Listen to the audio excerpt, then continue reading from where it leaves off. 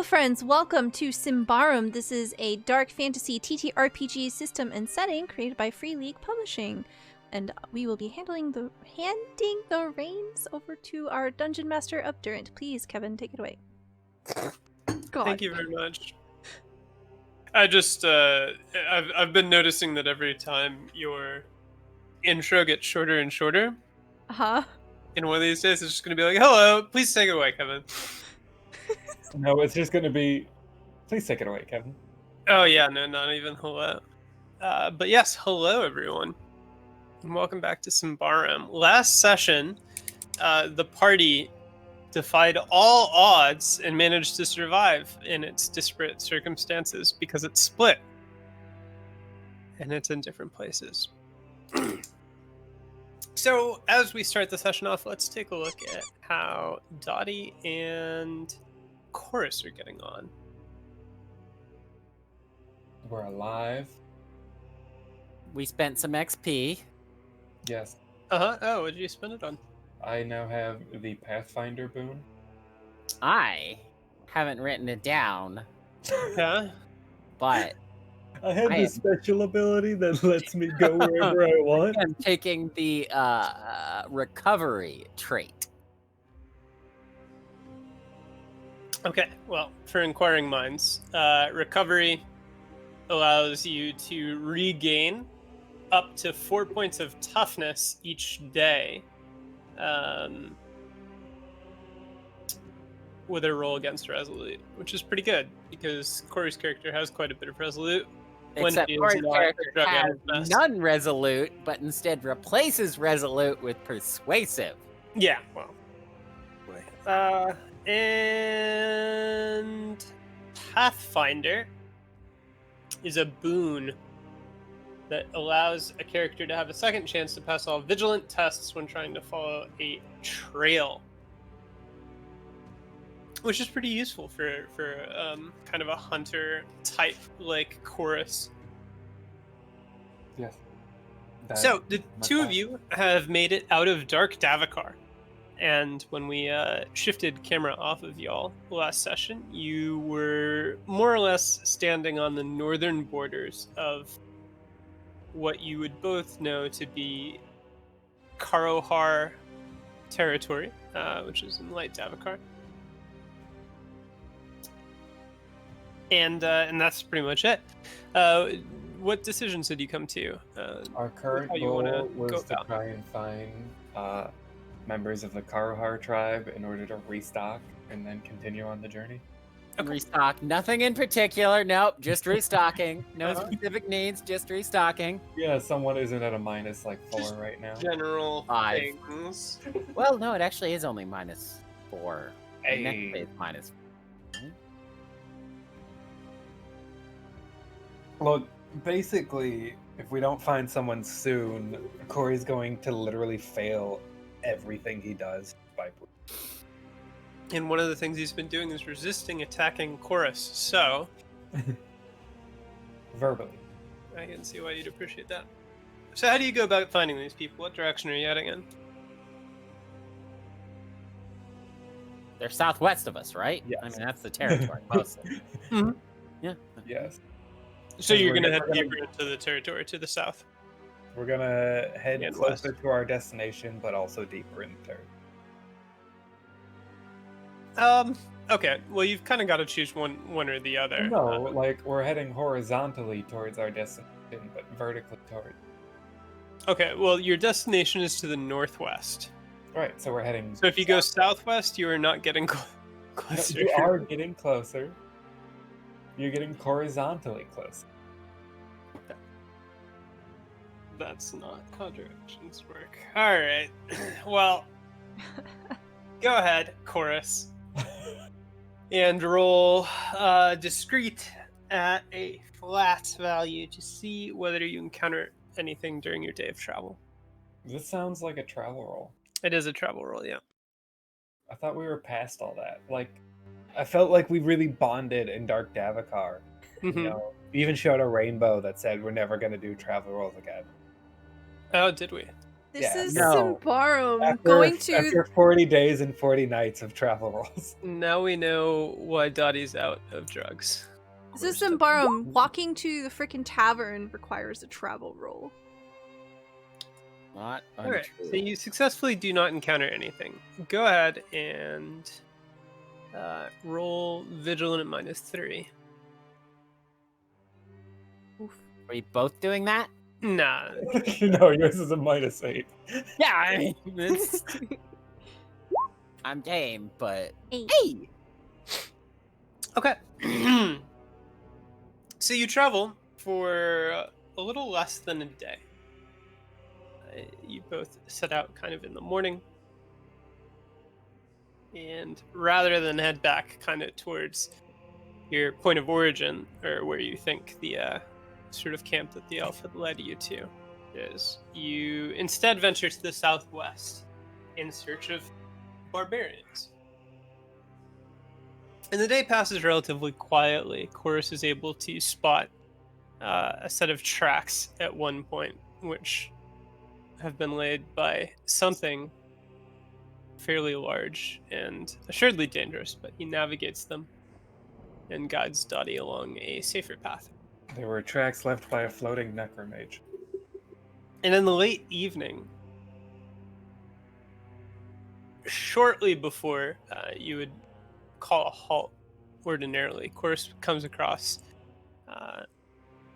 human footsteps in sufficient enough quantity that they suggest to him that they're fairly near a settlement, or at least a band of individuals. And upon traveling a little further, you both are able to find a fairly small settlement of Karohar, perhaps five kind of tents spread throughout an area that are quite large. They could easily hold a household each. And you can see as you kind of approach from the forest that there are communal areas as well. There's a large fire pit. There are stations for tanning. There appears to be a small garden, more so than a real field or anything agricultural, just a place for some vegetables and such. And you are, as of yet, undiscovered as you draw near. Chorus is gonna look to Dati, and then seeing that she very much does not look like she's in a proper way of introductions right now, is gonna look for the nearest person outside of the village and call to them, rather than just walking straight in.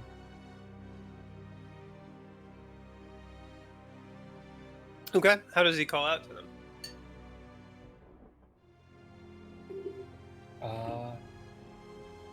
Hey buddy.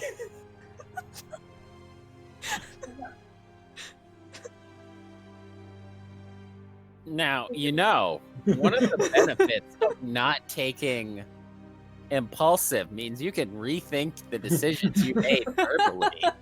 No, it's all right. We This is the ancient way the Bayaga greet each other. Hey, so the buddy. Karohar are sort of gathered together in an evening meal. And there's conversation. They all sound pretty relaxed and at ease. And then Chorus's voice breaks out from the near distance and says, "Hey, buddy." Excuse you, say it nicer. Well, how did Chorus say it? It was like, hey buddy. Hey, buddy. Okay. So they just hear from the darkness, "Hey, buddy." And everyone stops. And you can see in the firelight that everyone has turned. Some are standing, some are sitting, but all now look into the darkness, and they still can't see you because you haven't approached yet. But they're all alert.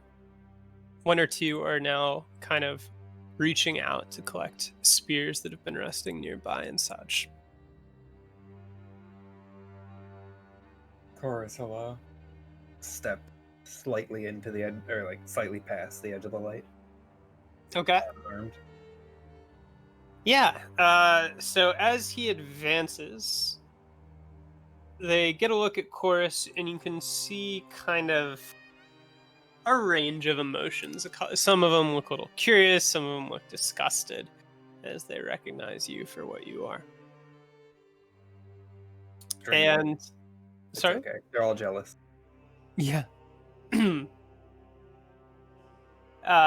yeah, after a moment, one of them will step away from the circle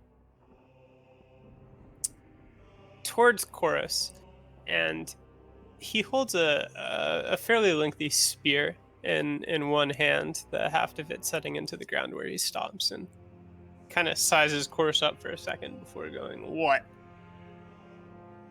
Don't mean to bother you while you're all sitting down for the night. Me and my friend, and he'll gesture behind him for Dati to come into the light. We're just looking for a simple chance to buy some supplies and then head out. We don't even mean to stay the night.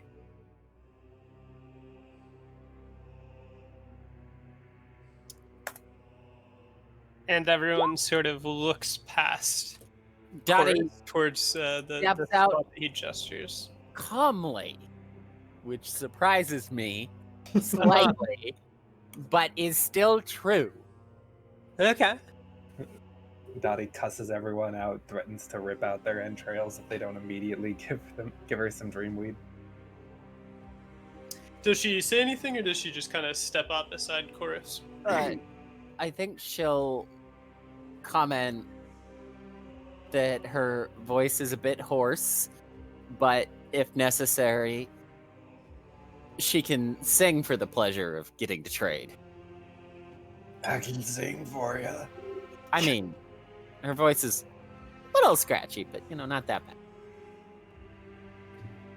bad. They collectively eye the pair of you, and it's not the warmest welcome you've ever received, to be sure. However, the lead man who's facing Chorus and now eyeing Dati will nod slowly, glance back over at his collection of individuals behind, and then grunt. We'll say, "We don't have much to trade, but if you have money, maybe we'll consider something." Chorus will nod at that, just for himself, make a simple request of if they have any bolts or anything that he could fire from his bow, and then look to Dottie and say that he's looking more in the way of medicinal supplies. When you say bow, His crossbow. you mean crossbow? Okay, gotcha.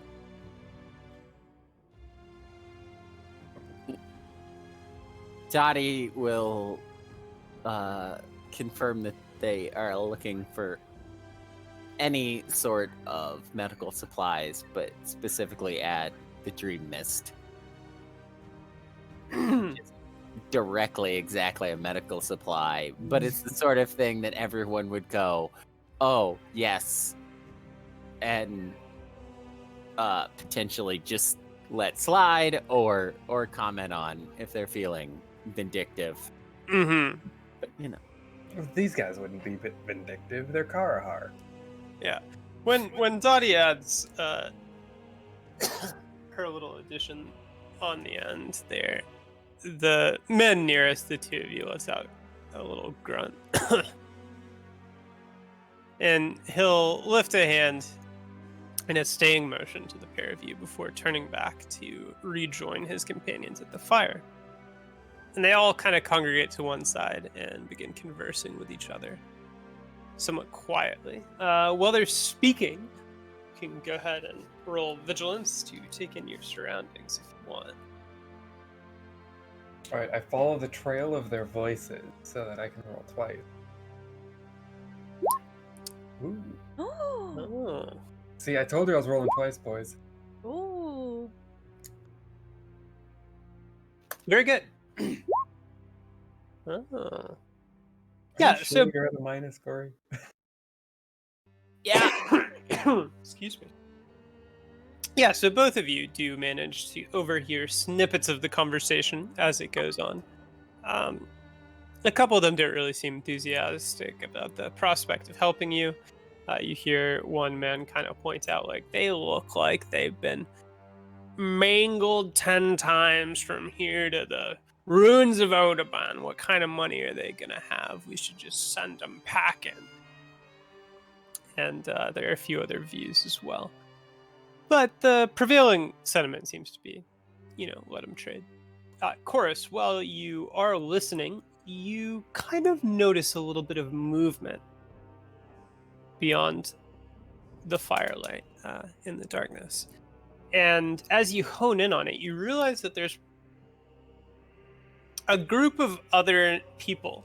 You can't tell exactly how many, maybe 3, 4, maybe a little more, that are in the darkness to the side of the fire. And for a moment, Chorus has, probably a moment's anxiety that it's a group fitting to attack. It's a group of spies or something, but you're able to tell that the lead individual of that group, the one closest to you, is dressed very similar to the others and is clearly Karohar and has a bow in hand. And it seems that they're more occupied examining the two of you watchfully than anything to do with the group at the fire. Chorus is going to avoid directly looking at them to try not giving away that he knows they're there. Makes sense. And after a minute or two of conversation, a few people peel away from the fire and they go, one to a tent over here, one to what looks to be a tanning rack with a host of other supplies kind of stacked nearby, one somewhere else. And I need a cough. I guess you need those medicinal supplies.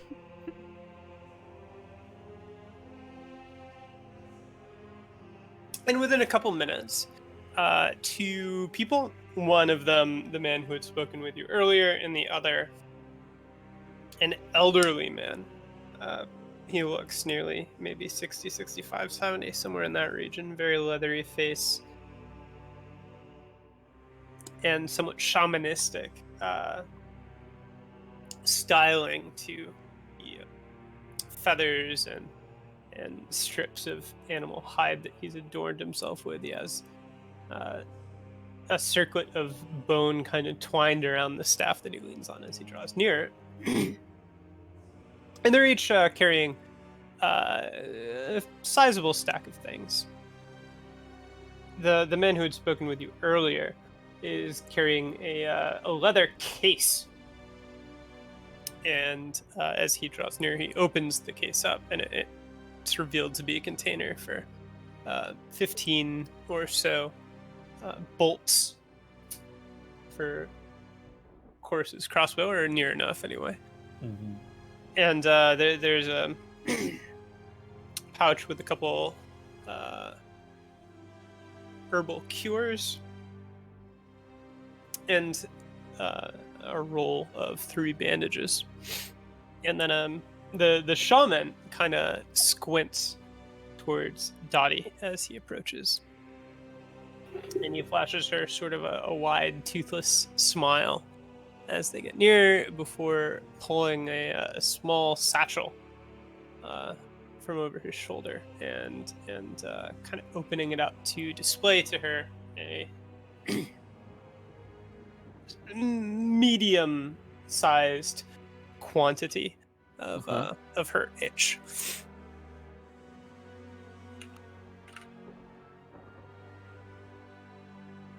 Dati will certainly make a show of viewing all the supplies, but given their limited amount of money and all the more limited likelihood that they might be able to stay here and make any money with which to buy these supplies, it's probably really only the dream mist that she's going to focus on first. Mm-hmm. And Chorus will spend his time haggling over the bolts. Okay. Is he haggling with anything in particular? I thought I had skinned something. Oh, the snake! That's right. I skinned a snake thing. Yeah. That big snake that tried to hug The me. Conaron, yeah. Yeah. So I think he would throw that in and say whatever difference between be. Okay. I'm just looking up the price for. It's normally a thaler for every 10. I'm looking for the dream snuff right now. Oh, okay. Oh, that will be 1 shilling for 1 dose. 1 shilling for 1 dose. Addictions are supposed to be a shilling a day.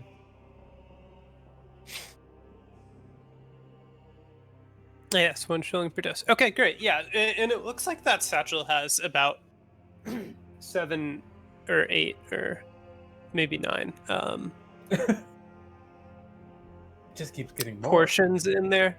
I mean, it's hard to tell because it's all one kind of like lump. Just a bunch of herbs together. Yeah, basically.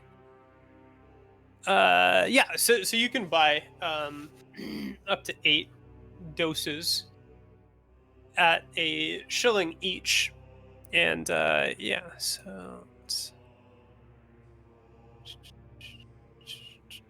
Dati chooses this moment to quietly inform Chorus.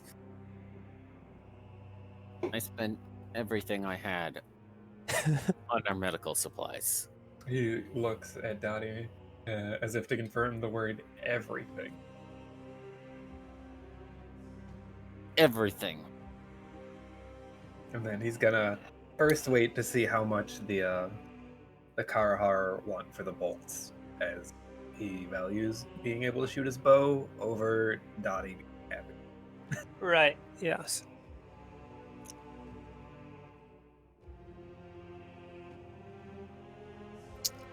And huh? I accidentally clicked something that went flying. Yeah. So there are 15 bolts, and he wants 2 thaler for the 15 bolts. With the snakeskin? No, this is just a price. It's a flat price of 2 thaler for the 15 bolts. They're selling the herbal cures that they have, which appear to be 4 for 2 thaler each, which is way more expensive than a herbal cure would ordinarily be. The bandages are 5 ortegs each, or 2 bandages for a shilling, and then the dream snuff is 1 shilling each. So are you starting out with any coin at all, or are you trying to barter away the skin first? So Chorus will start with the skin to see how much they're willing to give for that. Uh-huh. Because then he'll price the rest. Okay. I think I rolled very well to skin the snake. Yeah. Go ahead and roll your persuasive at flat to see how well you are God, at selling the Dottie value of will this thing. step in I wish Dottie wasn't a nightmare right now. agitatedly. And Are you gonna stole my virtues of this snake skin? yeah, at least try and take over the haggling. Okay. Yeah, so even despite her somewhat worn condition, Dottie is able to kind of extol the value of this Conaron skin. Or is it the skin of a lindworm? It was a mighty beast, and it took many adventures to bring it down safely. And she kind of spins a tale of just how valuable it is. But and definitely just not a how lindworm, useful. because she's truthful. Okay, but definitely not a lindworm. Yeah, Just but a it was Conaron who almost equivalent in inspired size to a lindworm. the imagery of a I lindworm. think she will point out how unique the striations in the pattern are. Mm-hmm. And even perhaps that there is, noting that he is a shaman, some prophetic element to this being in this moment. It's in the that top this is- percentile of Conorons. Shut the fuck up. But you know, there's something you can see in the pattern, the diamond pattern, and how it repeats again and again. There's a tiny little heart on the butt that really raises the value. The snake butt, which everyone knows is there. Chorus is doing a lot to bring down the value of this. Chorus is not saying that. Okay, yeah. So they look duly convinced, and it is a very high quality trophy. So it turns out that they kind of settle on a value of about 8 thaler for the pelt, and you can mix and match whatever you want up to that amount from what they're offering, and get the remainder in coin. All right. Chorus will get the bolts. Okay, So that's 2. the entire satchel of the herbs. Or of the dream. The dream stuff? Okay, yeah, so that's 8 shillings. And then just the herbal cures. He doesn't care about the bandages. Okay, so I think I said there were 4 at 2 shilling, or 2 thaler each, so you're not actually going to be able to get all of them. Then I think it's 2 we can get. Yeah, you can. And then whatever is left over. Okay. All right. So that is, let's see, that is 6, almost 7 thaler. Oh, so you can get 3 actually. Dati will take 1 herbal cure. Okay. So you receive 3 herbal cures, a bunch of drugs, and 15 bolts, Yay. as well as 2 shillings and 1 thaler.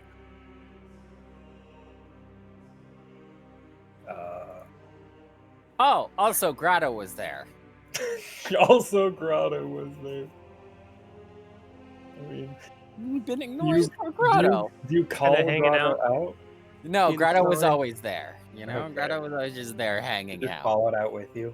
Yeah, it probably made them, you know, it was probably part of the reason where they were like, yeah, no, you're definitely not staying the night.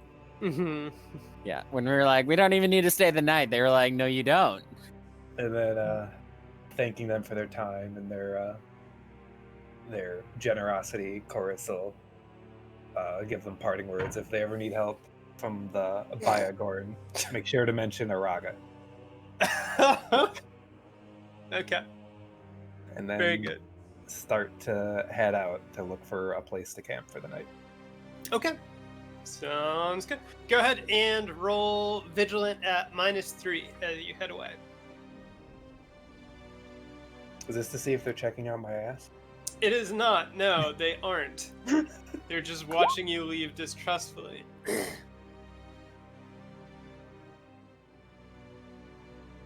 Alright. Okay, yeah, so you are, it has gotten quite dark, and you're not all that familiar with the land, but Chorus is a practiced navigator, and he's able to find a suitable spot to camp about 15 minutes walk or so away from this little miniature settlement that you came across. And it is, yeah, it's nice enough that you'll still be able to get your full recovery and such. So go ahead and make your bushcraft rolls for some point through the day. Man, it's a good thing we have a loot goblin on this team.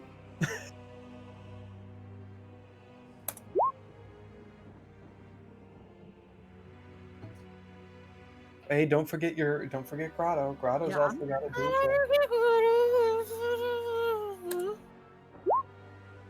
And yeah, no, Dati and Grotto ain't fine shit. Okay. All right, well then you can have the rest of my bread. Who were you trying to persuade? That's just me using so here's a question. Mm-hmm. That what does recovery look like when you critical fail, do you think?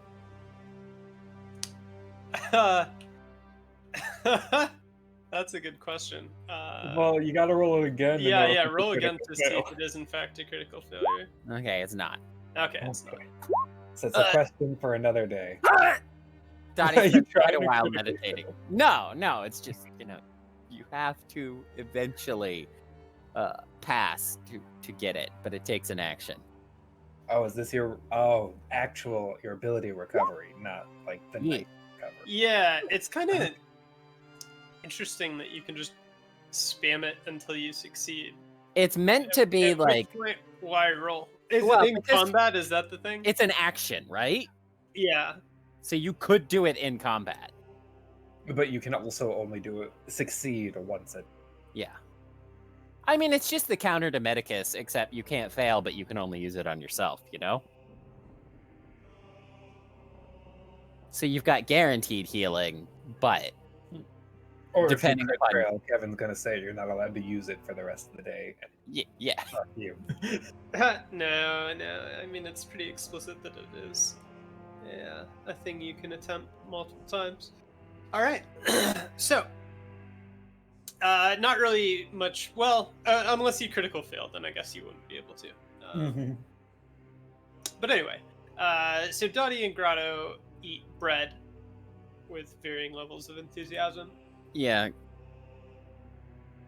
Grotto whines a lot and Mhm. stares and stares and stares at Chorus. Right. And it might, in fact, appear that Grotto is, in fact, half badger, half bear, half Wolverine, half puppy dog. Given the eyes she gives Chorus. Chorus is all looking the other direction. Grotto whines, but eventually gives up. He knows how to play with a poker face. It's step one. Don't look into the eyes. Alrighty. So you do, go to bed, fall asleep. Unless there's anything Dottie else you want to takes do. first watch and then smokes herself into a very happy unconsciousness. Right. Kind of better. The whole time she's probably like, it's a good thing I didn't throttle Chorus in his sleep. He carried that thing that I convinced them to buy. Yeah, it's teamwork. Sleeping peacefully, I should not getting murdered by Conarans. Or Karahars, either of them. None of them are murdering us. No, you successfully sleep and rest, and you can go ahead and recover a point, each of you. Hey. I stopped getting hit a long time ago. Remember our first encounter? Yeah? Well, this is the second point I've recovered from our first encounter. Congratulations! You're finally on the up and up. Yeah, Dottie has been at 5 or 6 resolute for this entire adventure. It's a good thing you don't use Resolute. Yeah. Yeah. The true dump stat. I Okay, don't get so interrupt. you guys are in Karahar territory, a little, not all that much, and you are also about 140 kilometers away from your point of origin. Vaguely. The area. Sorry? The area that we believe it to be. Yes. You only have that impression, right? Like you don't know the exact distance, but you can It's guess this because tree you've done a bit right of here. travel. We're 140 kilometers away. I know exactly. Exactly where this tree is. Yeah. I pulled up my GPS bolt. You know that you can probably get back to the region, and if you're in the region, Dati certainly would be able to find certain places, if not necessarily that tree, at which to get back in contact with elves. But that's kind of the situation you're in. And we're gonna go. Chorus will check to see if Dottie is back to being a normal person.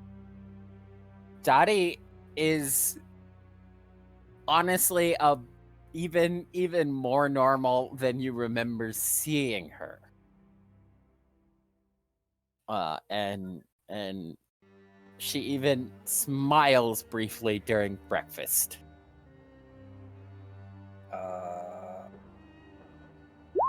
Chorus does not flinch at sudden change. And then they're off. Okay. Great. Well, so you have 7 travel rolls ahead of you, unless you want to indulge in some faster marching. I think Chorus will suggest that being out of Dark Davokar, they start with normal marching until Dati is back to 100. Yeah. Okay. Yeah. Just in case. Sounds Yeah. good. All right, go ahead and roll discreet -1. Right, I was about to roll Vigil. I was like, please let me use best stat. Okay.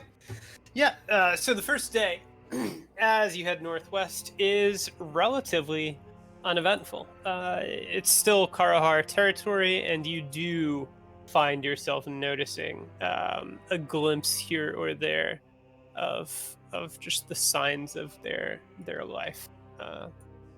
Nothing as clear as a dwelling or anything like that, but you see that like there's the remnants of a fire here. A friendly sign that says "Get lost."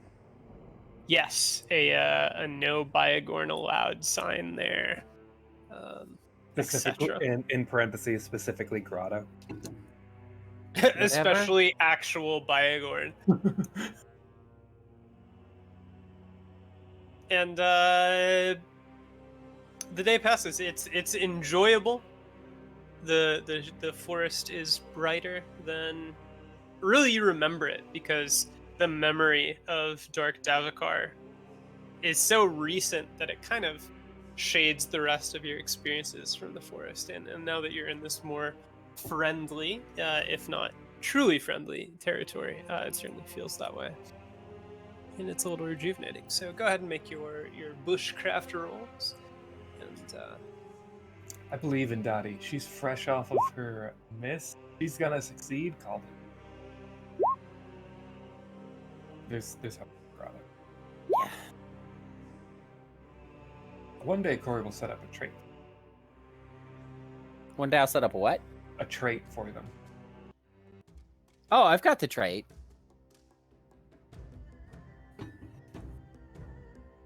Why don't you roll it? It's a great question.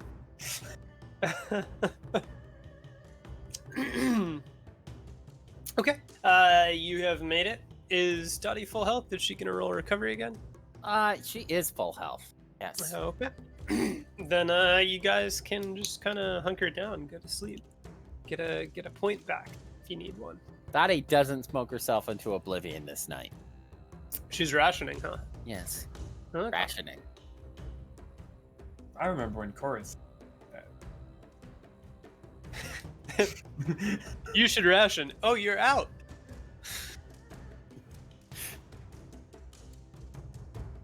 If not for that first travel roll, it would have been a it would have been a lot You easier. set back, yeah. Yeah. But at least you didn't have to fight. Yeah. All right, day 2 of travel. Go ahead and do that discrete -2 roll, Chorus. -2. That's like. Well, that's like first, just gotta. Well, I suppose this actually goes to. Do you think when you go without? When do you think I should roll the? Do you think when I'm choosing to go without? Do you think when do you think I roll the? No, actually, you don't choose to go without roll. Do you think like immediately? The roll to resist vice. Yeah. I kind of feel like you would roll it at the point in time that you elect to resist the urge, okay. right? Okay, so you do go without. Yes. Yeah, Okay. So it's I think that kind of roll happens at the moment where you have that ping, and this is my habit, and I'm intentionally choosing not to. Okay. And going off of that high point, here is a high roll. Hey! 4 is very high. Okay, so day 2 passes uneventfully. you make a little more progress, and you are basically out of Karahar territory. Not quite, but you're reaching the northern border of the land that they tend to occupy, which means Chorus is aware that you're fairly close to a river. It hasn't come up at the point that you. And is this are we at the trail the elves suggested we take yet, or? So it's a little hard to tell because the trail basically led the guidance that you had to find it was to the west of where you spoke with them, and then you elected to travel a different path. You might be near it, but your likelihood of actually finding it from a different approach is fairly low. But what if I'm a pathfinder that's really good at finding my way back to a place or trails? I mean, if you want to backtrack to where you spoke with the elves, No. you could invoke your ability to do that. But What if we just go back in the Dark Davokar for a couple of... You could do that too. Admittedly, that was like the most successful series of travel worlds we've ever had. Well, that's because we chose to run from everything that could have hurt us. Succeeded in running from everything that could have hurt us. And then one time we were like, oh, thank God it's elves. Yeah. Okay. And there was the Emperor that you negotiated past. Saying like cowards. Yeah, so go ahead and make your bushcraft rolls for the day.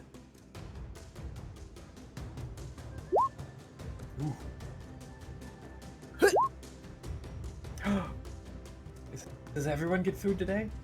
Dati -1 bushcraft. Alright, I did it. Nice, but you do need to eat a ration. Alright, does Chorus have any rations left? Only whey bread. -1 whey bread from the group. And he's actually only got 1 whey bread on him because he's confident in his bushcraft.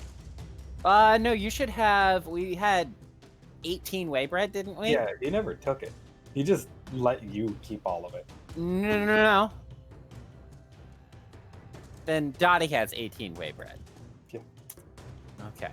There's And a tree now that's somewhere in down Dark at Davokar 17. with just 12 whey bread under it.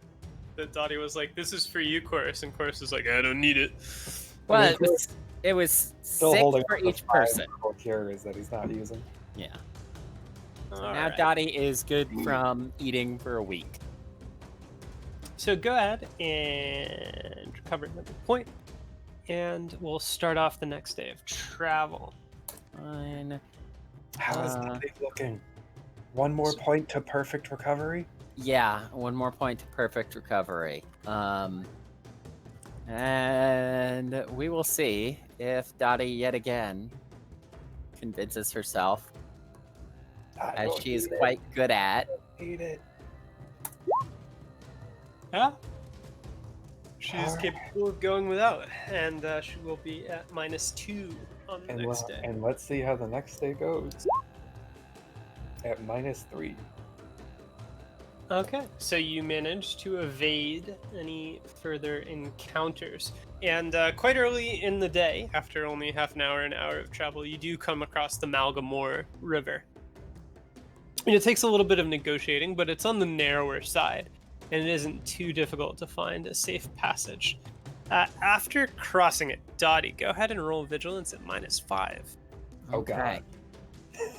Goodbye, Dati. -7. Okay, so you recall when you were speaking with the elf, he did give instruction and signage for crossing the Malgamar, and you know that you aren't at that point, but you recall the message, and you kind of try to spend just a little time using it to find your way back onto this elf path, or onto it in the first place, since you've never owned it actually, and you're not able to. If you want, you can stop and spend time to keep searching, and you'd get +2 on the roll. But it's still fairly unlikely that you would be able to find it. Dati makes the offer questioningly to Chorus, but is a little twitchy. Chorus glances around and then says that at this point it's probably too late for them to find the path. Might be better just continue on. Dati acquiesces. Something. Acquiesces, yes. Acquiesces. Aquamarine. Alrighty. So your third day of travel continues. You have made it across the Malgamore River, and that was safe and wet. You have given up on finding this elven path, but you are making steady progress back into the region that you abandoned so long ago. It felt like only yesterday that we followed someone I barely remember into an abyss. Followed is a pretty generous way of putting it. Listen, Go ahead. I just wanted someone to bandage me. That's all I wanted. No, you wanted someone specific to bandage you. Well, Yeah, you wanted someone cute to bandage you. do you remember all those times Araga was like, hey, Chorus, why don't you bandage me? Yeah, why didn't you ask the other one? Why didn't you ask Dottie? Because Dati looks like she isn't very into touching people. Chorus also looks that way whenever Araga asks. Okay. So bushcraft rolls. Yeah! Free food!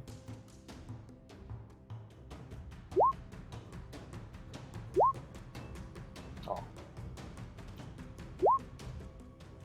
Okay, well, Grotto manages to find some grub. As does Literally. Chorus, as per usual, and Dottie is resigned to whey bread. Well, it's a week. Like, doesn't eating one feed you for a week? So, Does it?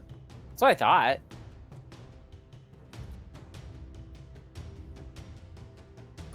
Let me look it up.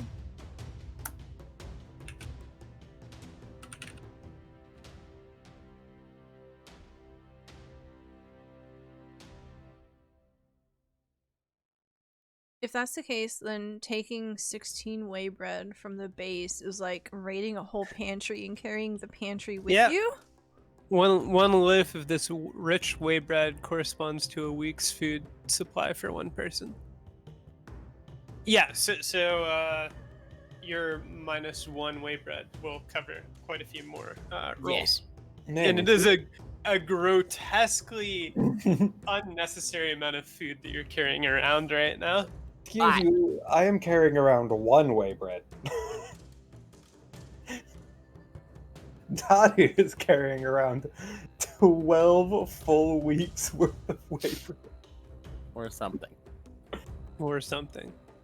Alright, yeah, so you just nibble on a little more whey bread, Yeah. and the night passes. Yeah. Dottie, probably assuming their luck won't hold, smokes herself into oblivion. Okay. After taking her watch. Sounds good.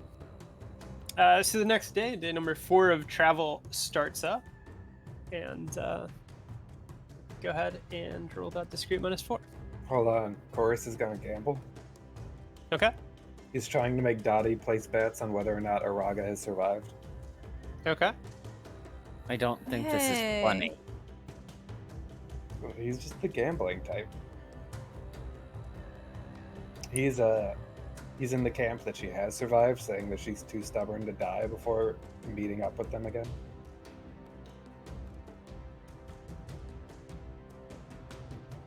And then he's gonna lead the way.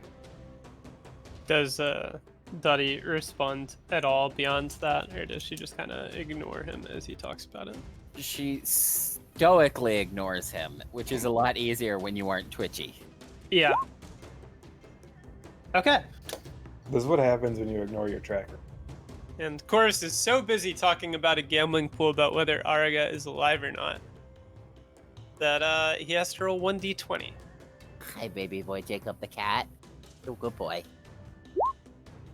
A 13. 13 was elves in Dark Davokar. With the elves again. Please elves. 13 was not elves in Dark Davokar. Please elves. Everything is elves. No, 13 is 20 is double elves. something that you have encountered Is it the wisps? many times before. Oh, many times. It's Yeah, it's probably the Blightborn. Blightborn. The No, thing- it's a Conaron. Oh, So go Ooh. ahead and roll. vigilant. Yeah, vigilant, and we will say that. Actually, we'll just roll. Is it gonna try to squeeze us? So 1 is Dati, and 2 is Chorus. Chorus. Mm-hmm.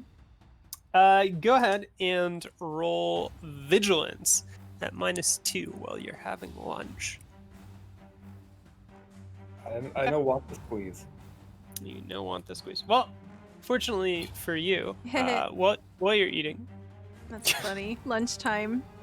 This thing comes very lunchtime. Stay out of this forest, girl. Snacks. You've got a cute elf to hang with. yeah. So as Chorus is eating at lunch, he does hear something that puts him on edge. And as he glances about, he realizes that above him, in a particularly sturdy tree, a snake is beginning to coil its way off of a branch and twist downward moments before it in fact drops in an attempt to snare him. So we will start up our turn order here. Which means it's already in melee range, so I can't shoot it. I mean, you can scamper a couple feet back from it.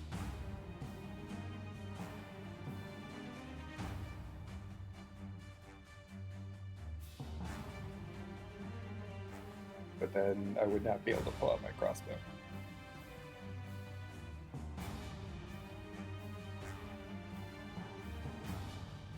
My vigilance is 15, which is my turn. What? My vigilant is 15, which is my turn order. Ah. When did you do that? The entire game. Oh, okay. My vigilant is 10, and Grotto's vigilance is 11. What is your quick, though? You guys use quick. I use vigilant because I have Oh. 6. Dottie's quick is 11. Grotto's quick is 7? 7. That is correct. Yeah, I started with 6 sense of depth, which is attack, defense, and initiative. Use vigilant. And then master adept is I don't need eyes anymore. Ah, yes. Alrighty. Conaron is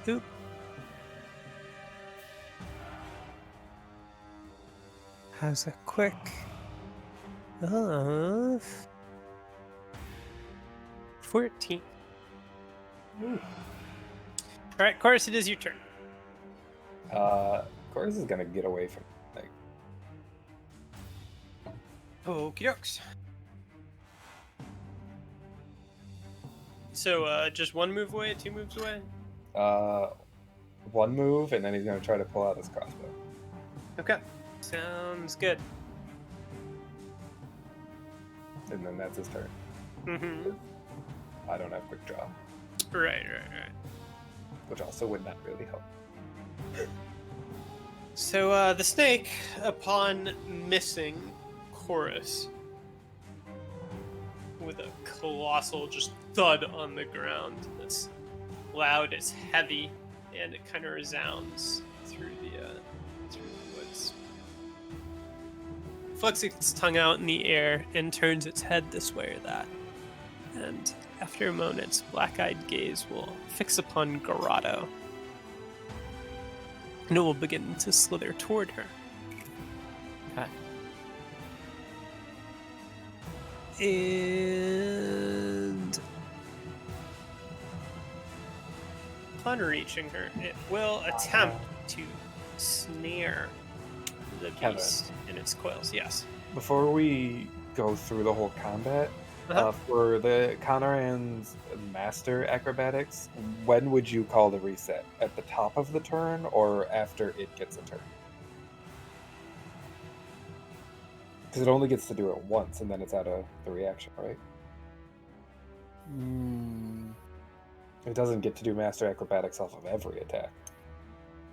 Reactions are based on a single, like, you get one It reaction for is every an active trigger. thing. It is only it is in combat once per turn, and I'd say the reset happens at the top of the turn. Okay. Alright, then we can continue. Just on how planning of when to shoot, whether it's better to go before or after the counter run. Yeah, it would basically really only be affected by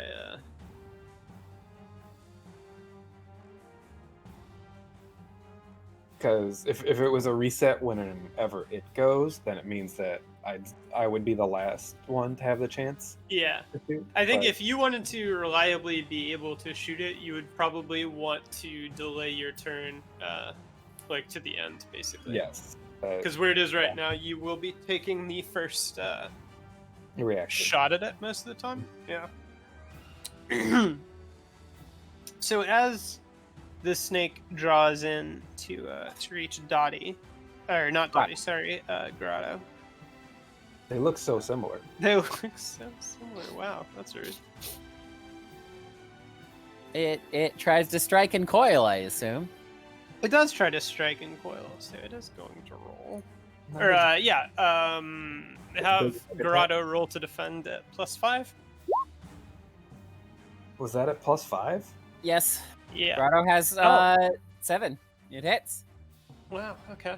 Yeah. So it does actually manage to It's happened. snare her, which is a surprise, to be honest. Go ahead and roll 1d6 damage. Well. Really? Mm-hmm. Oh. You haven't had a chance to start raging yet. Yeah, a successful attack deals 1d6 of damage and ignores armor. Okay.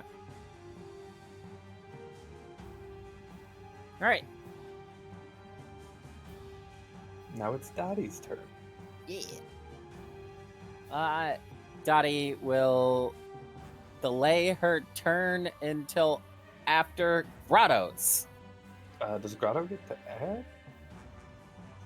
So the Grotto is going to do a cunning versus cunning test, and if she fails, it cannot act. No. All right.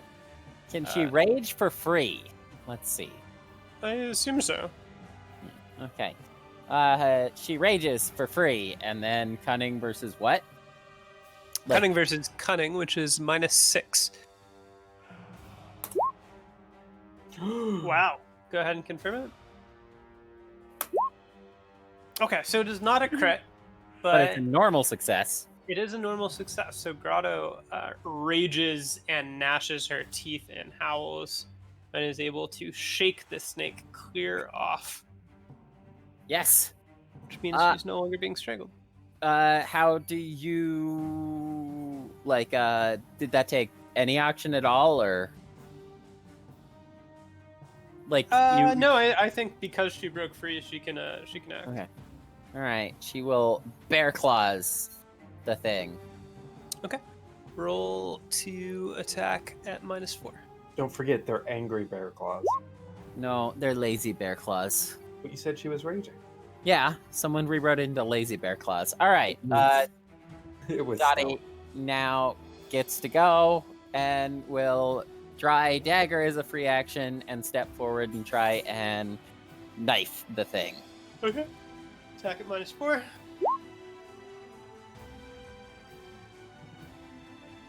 All right. Top of the order. All right. Chorus is. Kevin gets to change this turn order so much. Chorus Huh? is going to delay to be the last one in the initiative in the sense of he knows Conaron are very hard to hit, so he's waiting for an opening, a clear opening to shoot. Okay. Oops. So it should be Conaron, Grotto, Dati, Chorus. Yes. Okay. So top of the turn. We're just giving the Conaron free attacks. Yeah, the Conaron will attack Grotto again. So go ahead and roll to defend at +5. Oh. Confirm. Okay, just an ordinary failure. So Grotto will take 1d6 damage. But this gets reduced by rage, right? Yeah, so None take any damage. but Grotto she is rages, being screams, thrashes, and bites the thing off. Okay. Well, But it's still, you know. yeah. She's being Fangs strangled by it. wild. Just angry about it. So it is Grotto's turn, so you can roll at Cunning cunning -4? -6. -6. Okay, so this time Grotto may not act because Grotto is being strangled. All right, The snake Dati. is coiled all between her limbs and Dati, everything. I'm gonna need you to land a stab this time. Yet again steps in -4. -4, yeah. And actually, since she's in melee, she readies her spiked club and bonk. Okay, there you go. You do hit. So the snake will kind of violently twist about so that the blow hits Grotto instead. That's automatic, right? She doesn't have to do a quick roll or anything? No, it is. it is. No. The snake needs to make a quick roll to see if Yeah. it Succeeds. yeah. So I saw the 3 and it threw me off. and its quick is 14, so at a 14 or below. Yep. So Grotto is going to take 2 points of damage. It looks like. Okay. Now it's my turn. It is Chorus's turn. And it's time for Chorus's signature move, Hammerhead Bolt. Okay. He's gonna shoot at it with a Hammerhead Bolt. Uh-huh. What's the chance to hit? -4. Aw. Ooh, that's a 19. That bolt's broken. That bolt smashes into a stone that breaks through the earthy ground behind this fight as it goes on. And it splinters to the four corners of the earth. Oof. Top of the turn order. It is the Conaron's turn. It is still trying to strangle Grotto. So she will take 1d6 damage. Which is actually just 1 damage. And it is Grotto's turn. Grotto struggles at -6. Ooh. Grotto, the cunning wildebeest. Okay, so it isn't a crit, but she manages to growl and shake her way free of the snake. And may take an action. Okay. That action is bonking it with bear claws, Okay, -4. but flanking. Yeah. It's 2. A critical hit of 1. Very nice. Just a normal hit. Of 1. But 3 whole damage. 3 whole damage. Alright, I actually need to write a health bar for this thing now. Wow, Kevin. Well, you guys haven't really done much damage yet. We've Okay. done tons of damage. Grotto. Okay, so that is a hit that just kind of scrapes along the snake's armored, scaly skin for the most part. It is Dotty's turn. Dati smash with spiked club. Okay. Well, wait. Attack at -4, but flanking. So Wait, minus is the 3. Conaran not going to redirect that 1 damage to someone else? The Or 1 that damage did not get through its armor. Well, it was actually 3 damage. The 3 damage did not get through Well, its we're going to armor. redirect this attack? It doesn't know it's not going to go through the armor. Alright, that's 4 damage. Mosquito bite it. Let's go, boys. Okay, it is Chorus's turn. So it didn't redirect either of those. Okay, this has an armor of 4. It is not going to redirect things that don't hurt it. Well, it doesn't know until it gets hit, and normally it would avoid the hit. I mean, no, you do have a point.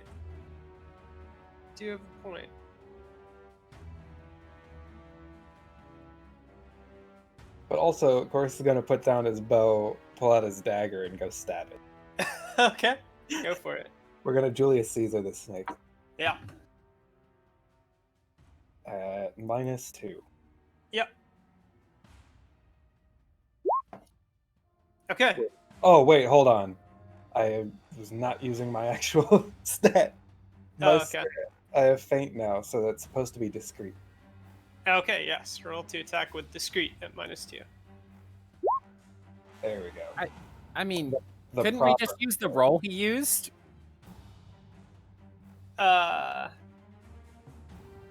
Roll it a 9. would have. It's supposed to have been a 12, as the attribute cap. Okay. So that would be a hit then. I need to change the weapon.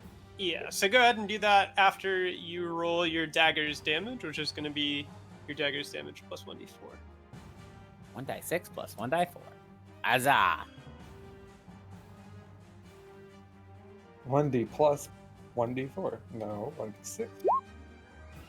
Okay, We're doing it, boys. so the Conaron does not deflect this either. We've countered you, Kevin. Oh my gosh.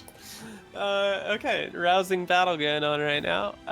It is the Conaron's turn. It will once again attempt to grapple Grotto. So go ahead and roll to defend at +5.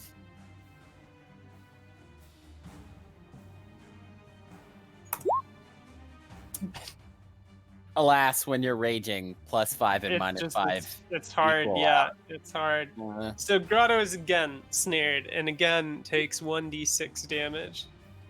roll 1d6 minus 1d4.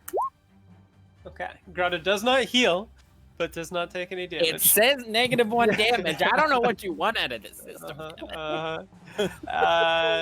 it No, the is snake has taken the. it is extra. Grotto's turn. Go ahead and roll cunning at -6.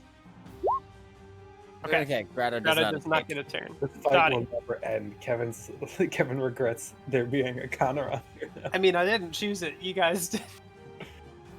Fight Club. Wait, we get a choice? I choose that one. Okay. Now the 1d4. Hey, that's 6 damage. Guess what? It blocks.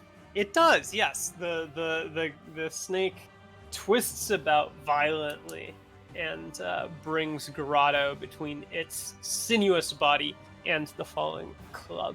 So she takes 6 points of damage. But he's gonna roll a 20. Roll 2d4. 1d4? Well, because she has bear armor also, right? Like the bear, like the base Oh, armor. yeah. Mhm. Yeah. Yeah, of course. Okay, she Well, takes this also 1 has damage. to succeed first. No, she takes 3 damage. Wait. Oh. Right. Dottie did 6. So Yep. yeah. I was just looking at the 3. Mhm. All right. Totally Well- makes sense. Don't forget the snake's quick roll. Oh, you're totally right. That might not even happen. Yeah, we might get 2 damage on this snake.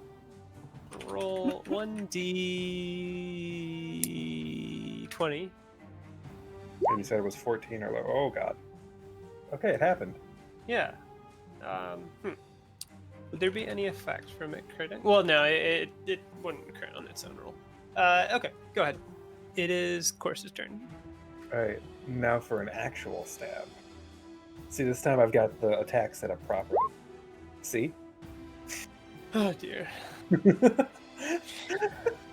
Look, Honoron's turn. look, I said we were gonna Julius Caesar it. That means it's gonna take at least 27 stabs. Conaron deals 1d6 damage to Grotto.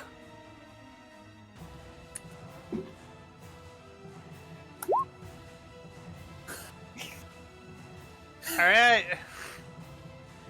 Grotto is unscathed. Her fur is too thick for the snake to restrict the airflow sufficiently. It is Grotto's turn. Roll cunning at I think -6. you have a new pet. I think you have a badger bear with a snake. Grotto remains captured by the Conneron. It is Dottie's turn.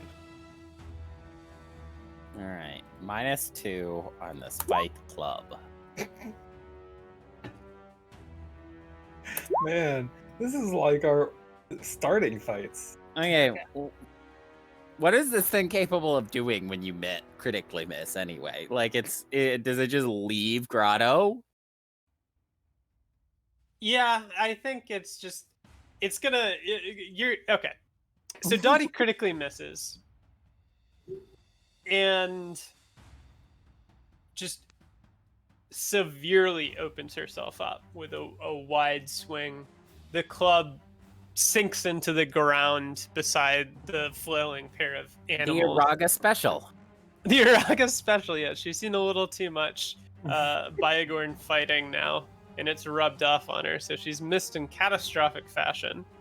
And her club gets stuck in the earth with the wicked spike, and she's trying to pull it free, and the snake has come to realize that it is doing almost nothing to this stupid furry bear, raccoon, badger, Tasmanian devil that it's trying to kill. So instead, it releases her and winds around Dottie and kind of just starts strangling her, well, constricting her instead. It is Chorus's turn. All right, Chorus takes Grotto and they leave. Wow. Goodbye. He does not. All right, Okay. but now for like a real stab. Nailed it. There you go. That is a hit. The snake is already deflected. No, the snake is not already deflected. The snake twists, and Chorus strikes Dottie. Can it roll? It can roll, yes, absolutely. It succeeds in the roll. All right. Okay, Dottie blocks 4 out of 4. 4 damage. No, Why would anyone get hurt in this combat? I mean, Grotto has taken significant damage. Grotto is down from 13 to 2 hit points. Okay, no, you're not wrong. You're not wrong. Well, it's a good thing Grotto's no longer the one being. I mean, honestly, yeah, that was a pretty timely crit fail right there. All right, it's the Conneron's turn. It is the Conneron's turn. The Conneron deals 1d6 damage to Dottie, not resisted by armor. Man, That is 5 points of damage. Oh. Ow. That is a big... Yeah, so this snake is incensed, and it just tightens around Dottie, and Chorus can hear just the sudden quiet snap, snap, snap as bones begin to constrict in ways they aren't supposed to. all right. Well, it's Grotto's turn. It is Grotto's turn. This is when Grotto does all the damage we've not done at all. All right, -5, -6. -4. But then +2. No, Wouldn't have mattered. Yeah. Okay. So Grotto misses. It is Dottie's turn. Roll cunning versus cunning. Cunning -6. Okay. Okay. Dottie remains snared. So close. Can I take an action? No. So being captured, failing that test means you're unable to act. But what is it that you want to do? In recovery?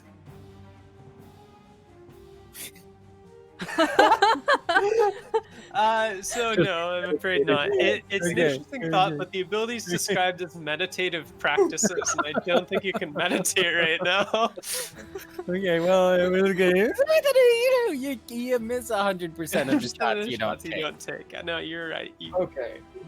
go swing for those fences. So Chorus's attacks have just like scraped off this. Thus far, yes. Alright, he's gonna go back and get his bow. He's back up to the crossbow. Okay. All right. And because it's gonna take a movement and an action to get the bow. That's his little turn. Yes. Okay. It is the Conrad's turn. Have it. Oh no, Grotto missed. Yeah, it is. Dati takes 1d6 damage. Please roll low this time. Well, it's lower, but it sure isn't low. Dati takes 4 points of damage. She really peaked out on health points at an opportune time. Yeah. Okay, so the snake continues to constrict around Dati. And she can feel some of her ribs just beginning to fracture, and it is It's okay. We'll just slap an herbal cure on her ribs later.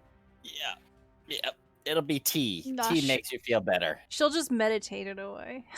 Grotto, go ahead and take an action. You're no longer at advantage fighting this thing. You know how -4. most people meditate under waterfalls? Dati meditates inside snakes. Grotto misses. It is Dotti's turn. Roll cunning -6. Look, you've got a chance.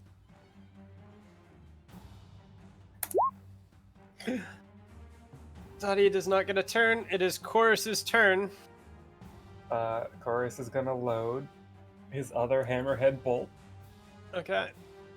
It's gonna take aim and shoot at -4. -4.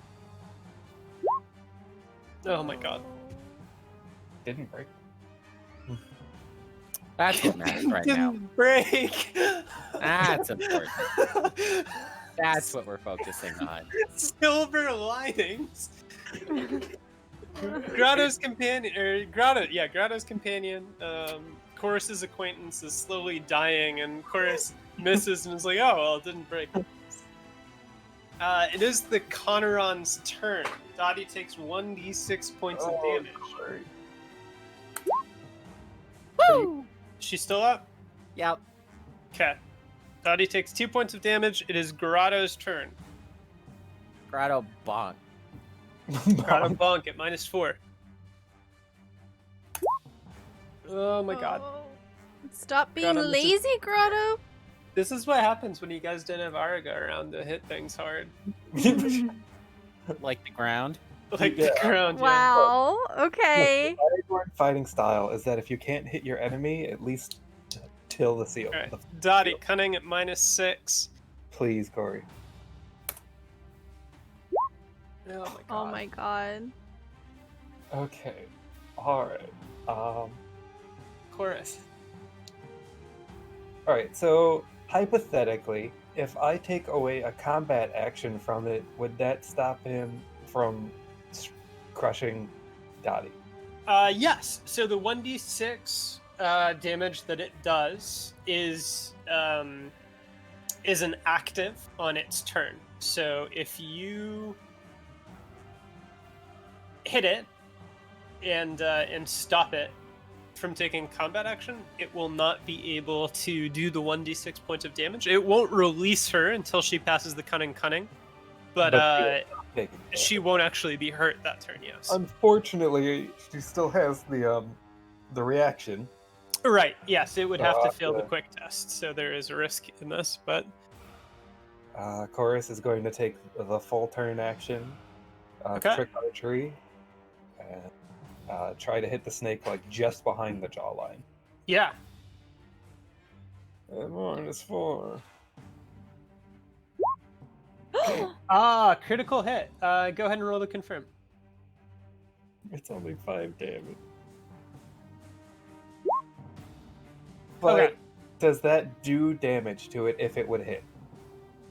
Well, 4 damage is its armor, so it doesn't do any damage So because it it's not a doesn't- crit. Even if it does hit, it doesn't take away the action. Okay. Well, it definitely hits. And it does 4 damage, which is equal to its armor, so it doesn't deal the damage, and you need to do, yeah. So, very close, Wow. but not quite. No cigar. If that had been a crit, I totally would have given you. Wait, like, but is it flanking? Cause Grotto's there. With a crossbow. no one else is. But There's- wait. The rock that broke the hammerhead bolt. No, Stella, the snake and Kory are on the ground, which means I have a height advantage. Yeah. Alright, It's Grotto. Conrad's turn. Grotto. Yeah, it is the Conrad's turn. Dati takes 1d6 damage. And that's 6 points of damage.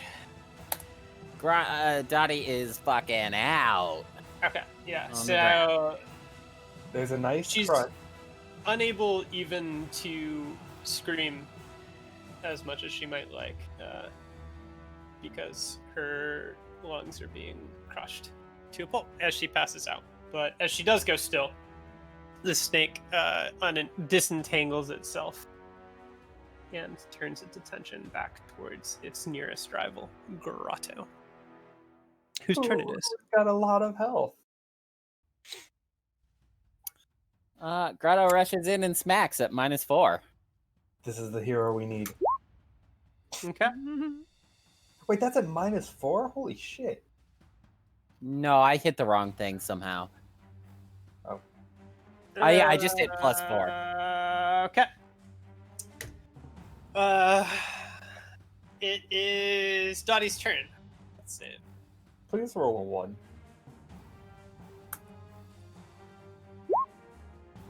Okay. Dottie remains. Stable. Yeah, relatively. Now it's my course. turn. Yeah. Course is gonna take a full move away. Like 2 moves away? No, like, Oh, just a movement away. yes. Okay. And then he's gonna shoot again. So that's 2 movements away now, I think? Yes. Okay. Go ahead, -4. That's a hit. Oh, please don't hit Grotto. I thought it was only melee. No. No, other things have to be in melee range. So if we were all ranged, it couldn't. Ah. So, Gotcha. just You just downed Grotto. wonderful. Wonderful. Yeah, it is not a melee only. Okay, so the snake twists nimbly about Grotto, and the arrow, or the bolt rather, kind of buries itself deeply between Grotto's shoulder and neck, and it kind of winds out and collapses. And But actually, that was a corked arrow because I'm a cheater, so it did 0 damage. it just didn't do anything. Okay. It was an arrow of healing.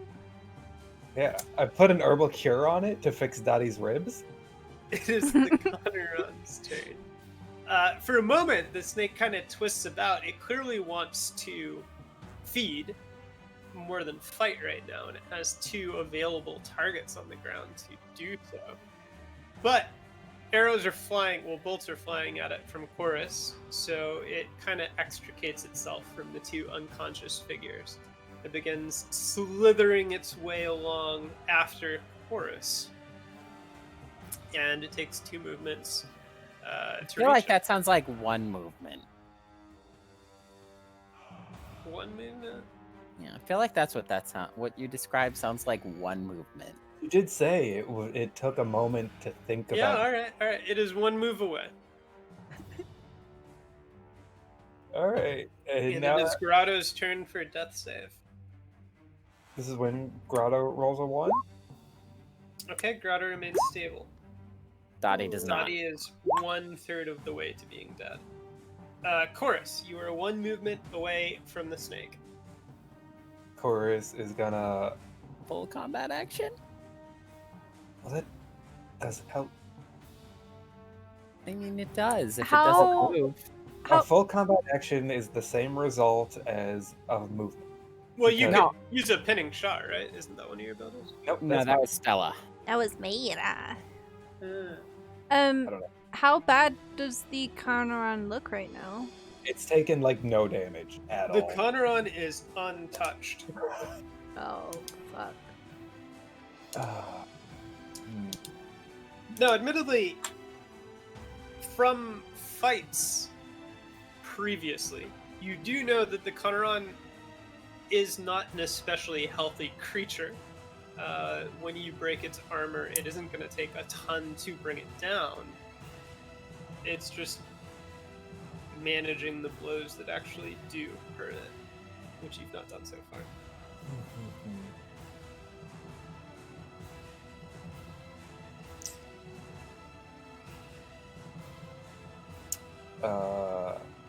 Chorus is going to,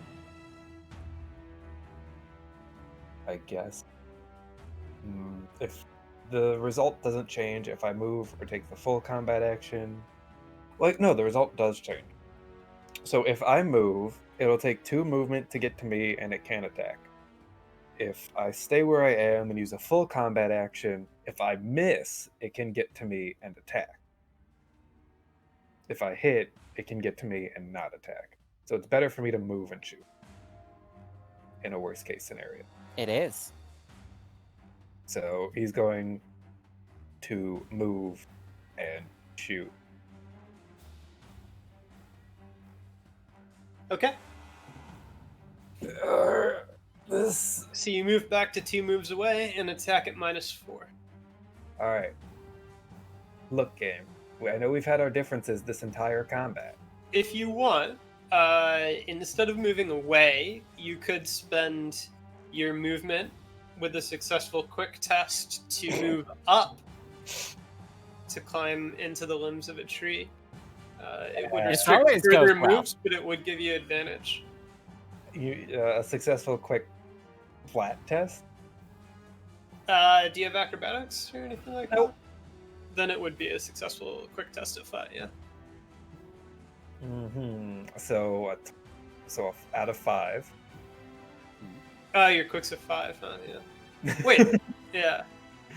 Well, so And we also know the Conaron is very good at getting up trees, as it is a master acrobat. Hey, it's just an option. You don't gotta do it. It still does give you advantage for 1 shot. Oh. This is the 1 shot, V. 1 shot, 1 opportunity. All right, so we're moving 1 away and shooting. Okay. Is that 1 up? No. He said away. Roll to attack at -4. Up is away. Okay, crossbow misses. The snake pursues. It takes, yeah. This is the first action of the turn, right? So it takes 2 moves to reach you. Mm-hmm. And it does. It is Grotto's turn. Uh-huh. Go ahead and roll death save. Okay, Grotto is at 1/3. Dati? What? I haven't hit anything. Oh, sorry. I blinked and then I saw the 16. My bad. He was I'm predicting the future. Okay, so Grotto is at 1/3. Dati remains at 1/3. So right now is Chorus 4 moves or 3 moves away from the paradigm? 3. He's only done 3? single. Okay, 3 moves away. Yeah. Yeah. So you are 3 moves away. It is your turn. You are in proximity Knife it. of a snake. A knife? I mean, it literally couldn't hit me other than me rolling a 20 in a knife fight. But also, you're absolutely dead if I do that. Because that's not going to be a quick fight. You know what? Go for it, I say. Maybe Just go don't for knife fight it until you absolutely have to. I I mean, mean, I literally can't shoot it anymore. Oh. yeah. I mean, you could move away from it and shoot it, right? Right. Like, that would be the option, is I'd have to keep You stepping incur an back. attack of opportunity, but your defense roll against that is at +5. So That doesn't automatically put me in a grapple, though, does it? Is it any successful attack against it or from it leads into a grapple, or is that a specific move? I thought it was only on its turn.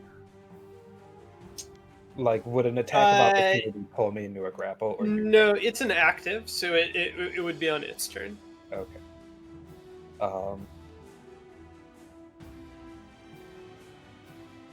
Alright. Chorus is... Stuff stuff all of the whey bread into its mouth? and make it explode from a year's Yes. worth of food. If only Dati didn't have the 12 breads on them. So it would only take like a second to slap an herbal cure on Dottie's face, mechanically. But then I don't know if that helps me in any way. I mean, it does a little. It gives me Dottie another is chance. just as hard. Sure. Yeah. And the concern is that the snake would literally keep up with me at pace to pace. Yeah, but it's still only one attack per round. I think that's a good option, honestly. Alright. So, Chorus, having pulled the snake a decent bit away, and knowing that this is a fight he could probably handle, but that there's a very good chance the others would die if he tried to do that, he's going to try to sprint past the snake and start moving towards Dati to try and get them back into the fight. Okay. Roll to defend at +5. Ah, fuck, I forgot about impede. If I get hit, I swear to fucking God him. Oh. Easy. Okay. No contest. So the snake kind of lashes out as you pass it by, but you are able to nimbly evade it. So you spend both moves getting closer to where they've fallen? Yes, so it should be Okay, a one move so you're away. one move away. Yeah. Grotto or actually it's the Conneron's turn, Conneron's turn. so it will spend 2 turns chasing after Horus and reaching him. Grotto and Dati each need to make a death save. Grotto is 2/3 of the way to expiring. Dati is 2/3 of the way to expiring. And now it's Chorus's turn. It is Chorus's turn. So with a baseball slide, Chorus just slips right up next to Dati, whipping out an herbal cure from his pack and just like slapping it against Dottie's ribs. Just like, wake the Because that's fuck how up. it works. Look, it's the shock, you know? It's like smelling salts under the nose. It's just the sudden pain and then being yelled at to get the fuck up. There's a giant snake. Uh-huh. So Dottie has how many hit points right now? Here, let me roll this 1d4 for you. Because it's Or is 1d4. it just one?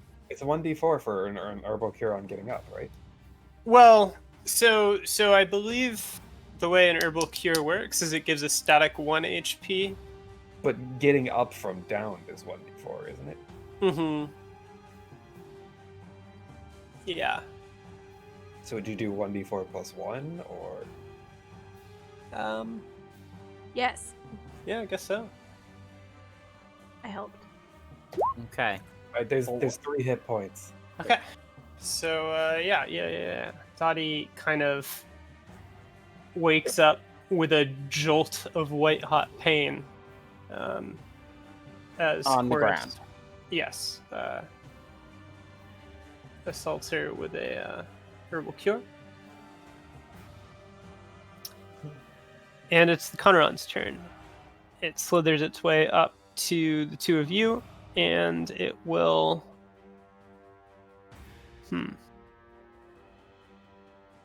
Probably go for me since I'm the active threat. Yeah, although, I mean, it sees what's happening, and it is... Yeah, but right now, Dottie smells An like gross opportunist. herbs.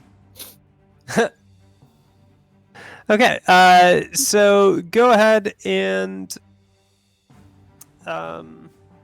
roll to defend at, I guess, -2. Oh, God. Oh, sorry, wait. Not -2. It's usually +5, so +3. Okay, me? Yeah, when I said -2, I meant from your normal roll. Okay. Okay. He scared the crap out of me. Despite Like, Jesus sliding Christ. kind of What was onto the this, ground 7 to points? administer medical care, is still able to avoid the Grotto is dead. rasping snag. Oh. No. Grotto expires. Hey, Kory, can you roll one more d20 for me? Yeah, sure. Alright, you would have survived a round. Grotto dies. It's sad. I'm sad. I'm sad about it.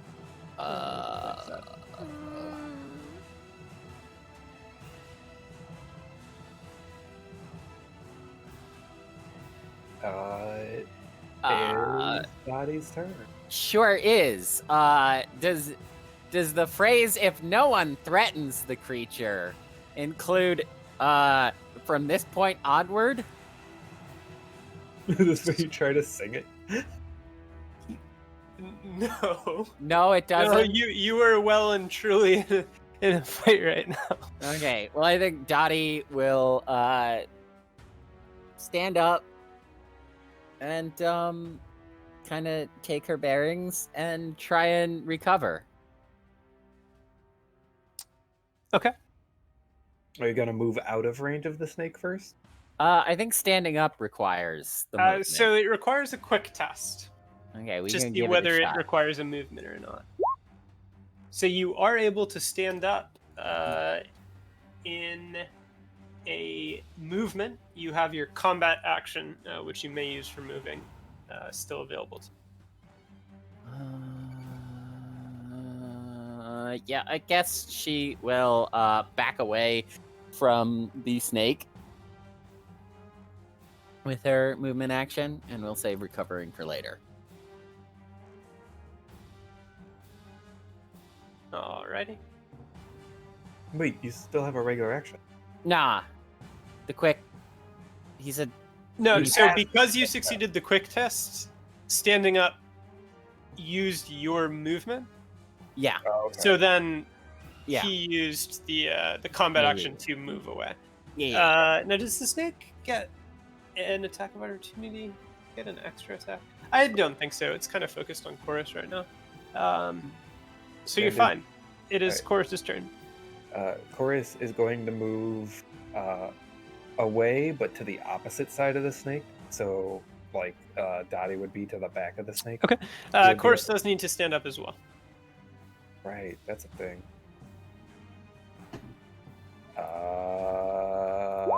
Nailed it. Okay. So you are able to stand up, but it is going to take your whole turn.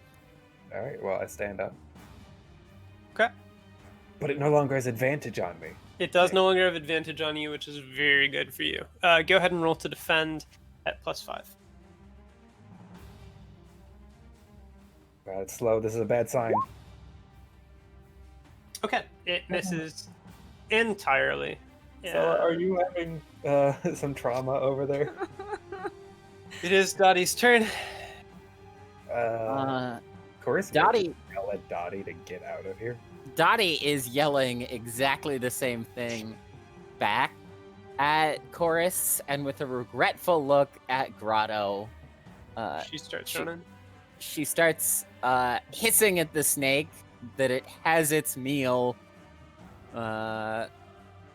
They will test it no longer, and beats feet. Okay. And Chorus. Hold on. Okay. I see that Grotto is no longer with us. Uh-huh. I mean, Dottie isn't sure about that, but you know. Well, like, Chorus takes a quick moment to glance around, sees that Grotto is likely not breathing. Yeah. I see that roll. That's a. Sees you running, and then he is going to run perpendicular, but at like a slight angle in the same direction as you. Okay. Roll to defend at +5 for the attack of opportunity. It misses, surprisingly enough. And it is the Conneron's turn. It will spend this turn kind of processing what Dottie says as it chases Chorus. So it ends this turn adjacent to Chorus. I assume Dottie keeps running? Oh yeah, Dottie keeps running. Okay. She tries to keep an Chorus. eye on Chorus, but yeah. Yeah. So he's running and being chased by a snake. What do the trees look like around here? Like, how dense is the foliage? It's pretty thick. Okay, Chorus is going to take one move, like, into the tree line and then try to, like, break line of sight. Okay. So you are kind of in forest right now. So there isn't so much a tree line per se. Just like the first tree comes to, break line of sight, and then try to like keep Okay. losing line of sight. Go ahead and roll your discreet modified by. It's vigilant, I would say. Yeah, I just need to see what that is. Flat. Oof. The snake gives chase. It pursues after Chorus, but it's beginning to slow. You've moved quite some distance from the scene of the fight at this point. And as Chorus kind of tries to start putting things between himself and it, the snake slows, and then it stops. And at one point, a backward glance from either of you will see that the predator is turning about to slither its way back in the direction of Grotto. And combat will end. Do I currently see Dati? She's ahead of you. When you're not like trying to hide, you can kind of perceive her pretty quickly.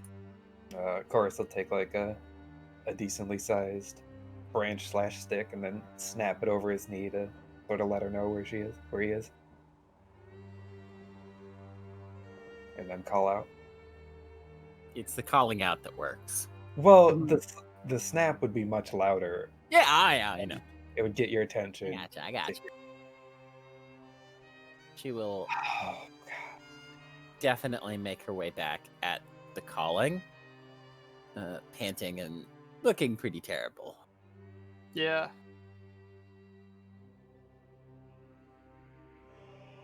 Chorus will ask if she needs an arm as they move on. Dati will take this, move along with him, and help search about for a place to shelter. He will not say anything about what has just happened. Okay. So you do make it the rest of the day's journey and find yourself camp to settle down in. It's a solemn evening, to be sure. I used an herbal cure on you today, so I can't use other, right? Correct. That's the medicate thing. Hmm? Like, you could still use herbal cures for 1 point. It's the medicus bonus.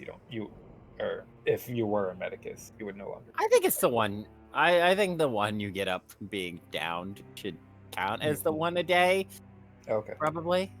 You still have your recovery at least. Yeah. You do have your recovery. So you can... Man, it's a good thing you took that. Yeah, there's a reason I took it. It suddenly became very important.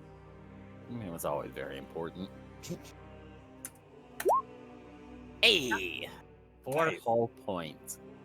Okay. Health, total. Oh. I meant 4. Not like 4 from the recovery. 4 from 4 total. Look, you got an entire herbal cure out of that. Okay. Yeah. So you make it to evening, and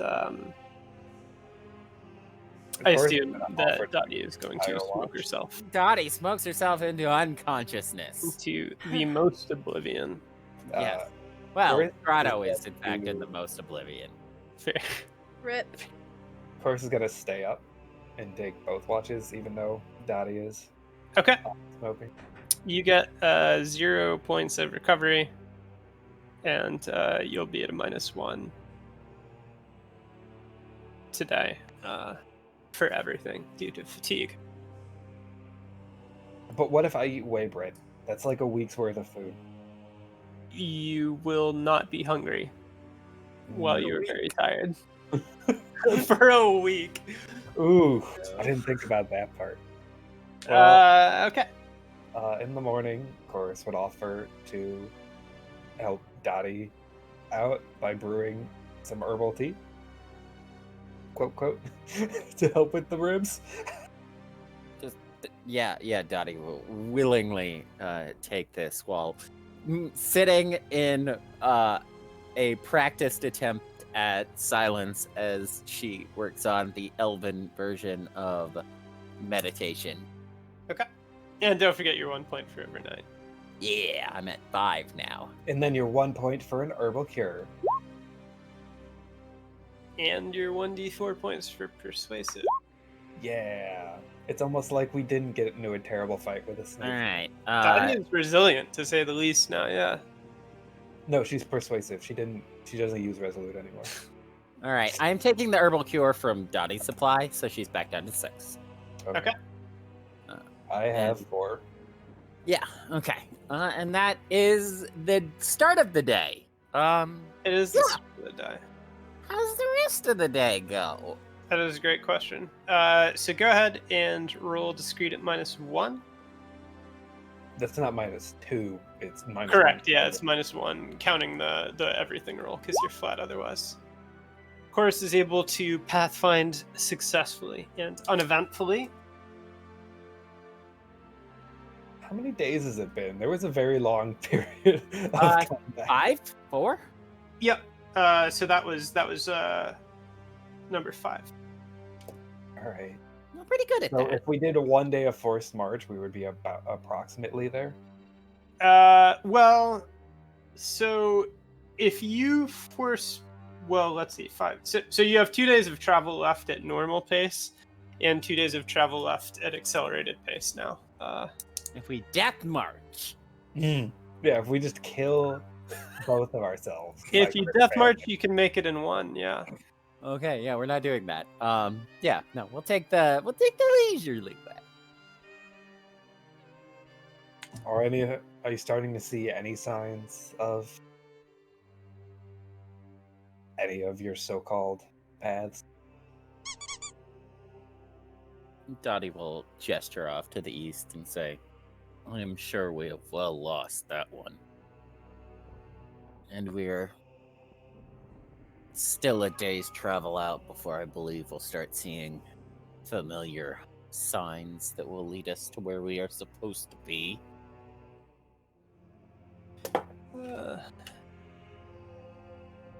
And then bushcraft rolls. Hey! Bye, Grotto. It's nice rolling for you. It's okay. When we get Araga back, she can do bushcraft rolls, and it'll be like we have Grotto. Successful. Araga's like, I found some worms. Oh, just like Grotto. Aww. Hey, at least Dottie crit succeeded on food. Yeah. Yeah. So Dottie is able to find several days, I'd say 3 days worth of supplies in her foraging. Okay. And we didn't get murdered, so... Yeah. So yeah, you're down to days 6 and 7 at this point after another night's rest. Kory sleeps this time. Okay. Like the whole night, or back to normal shifts? Back to normal shift. Okay. Does Dottie partake?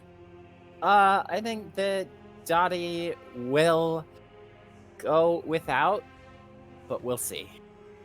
Okay. That doesn't sound very impulsive to me.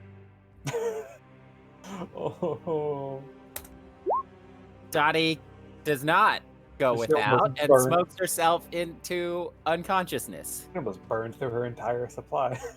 Well, it wasn't a confirmed crit, so she's Ooh. she's all right. All right, just Apart from the grief 4 rolls.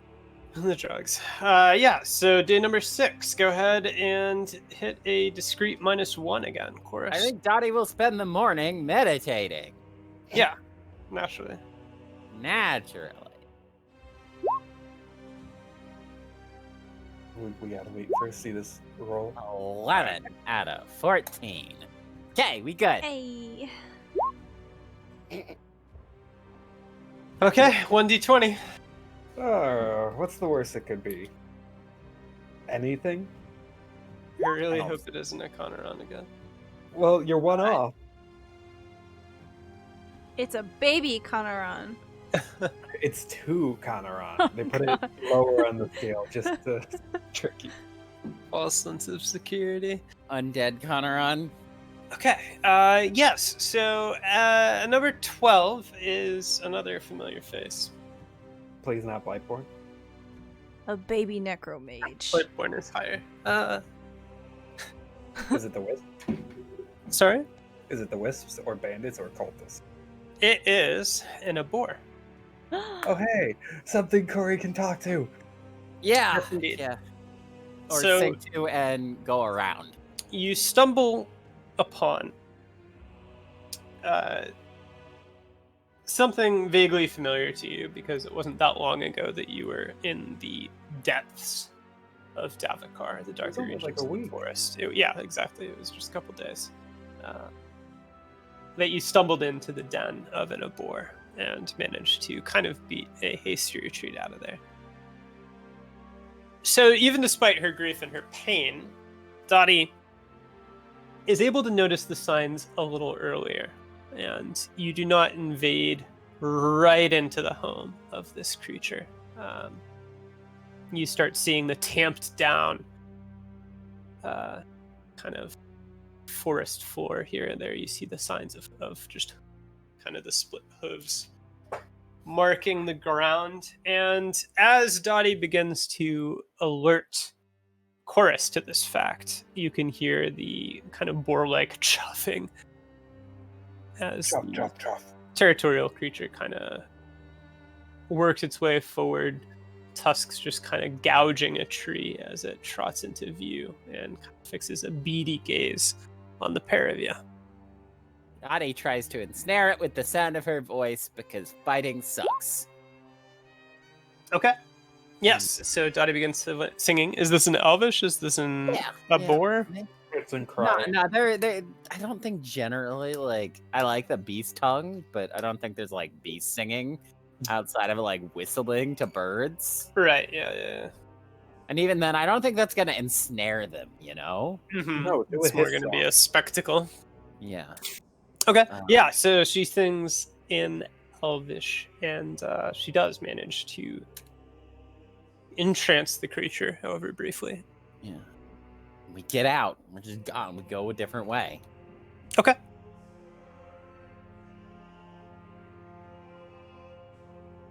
The two of you manage to sort of navigate around the perimeter of this creature's territory, and fortunately, the fact that you've caught the signs earlier than you might have otherwise means that you had not invested time in venturing deep into its territory that you now have to backtrack around. You instead are able to kind of just beat around the perimeter, and you don't add too much to the day's journey.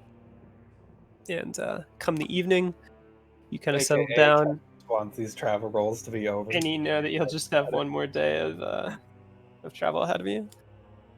All right. Take us in, champ. Hold on, we gotta see if we eat food. Oh yeah. You still have a week. You still have like half of a week of white bread. Yeah, and also just normal rations. So she just eats the scavenged nuts she found yesterday. The day before, sounds Yeah. good. Right. And then give us your recovery roll. That's for the morning. It Yeah, already she happened meditated today. in the morning. So you come to the close of another day. Set up at watch. Does Dottie smoke? He tries not to.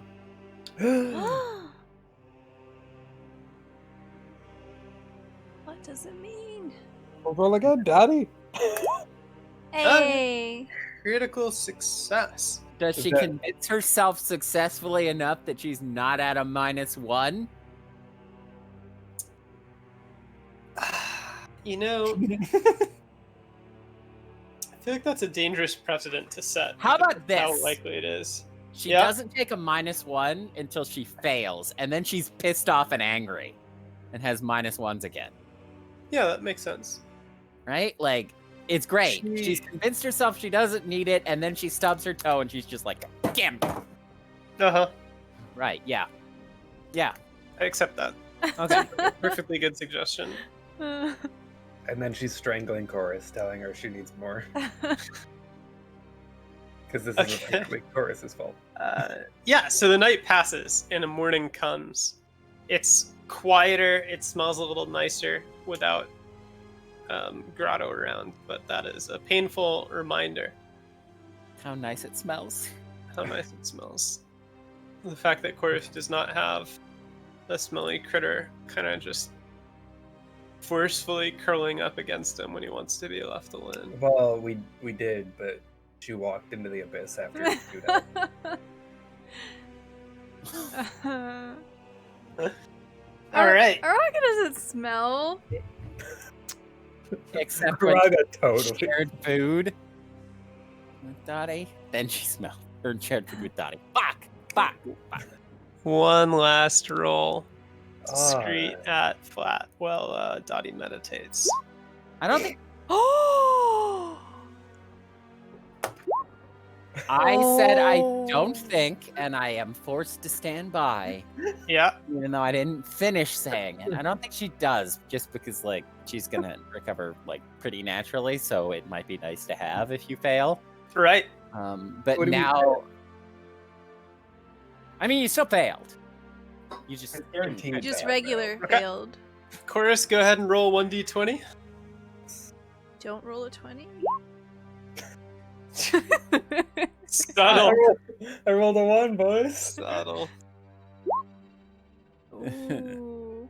Okay. that Okay. Oh, It is Blightborn. You've been asking for it, and it is happening. Wow. Undo. It has not been your week. Oh, this is not good. Well, I mean, at least this time it's not 4, it's only 3. Yeah. But you don't have your bear. But it's party number +1. Yep. Alright, so this time we just sacrifice Dottie, and then Chorus makes it to the tree. Wow. He doesn't Okay, walk. so you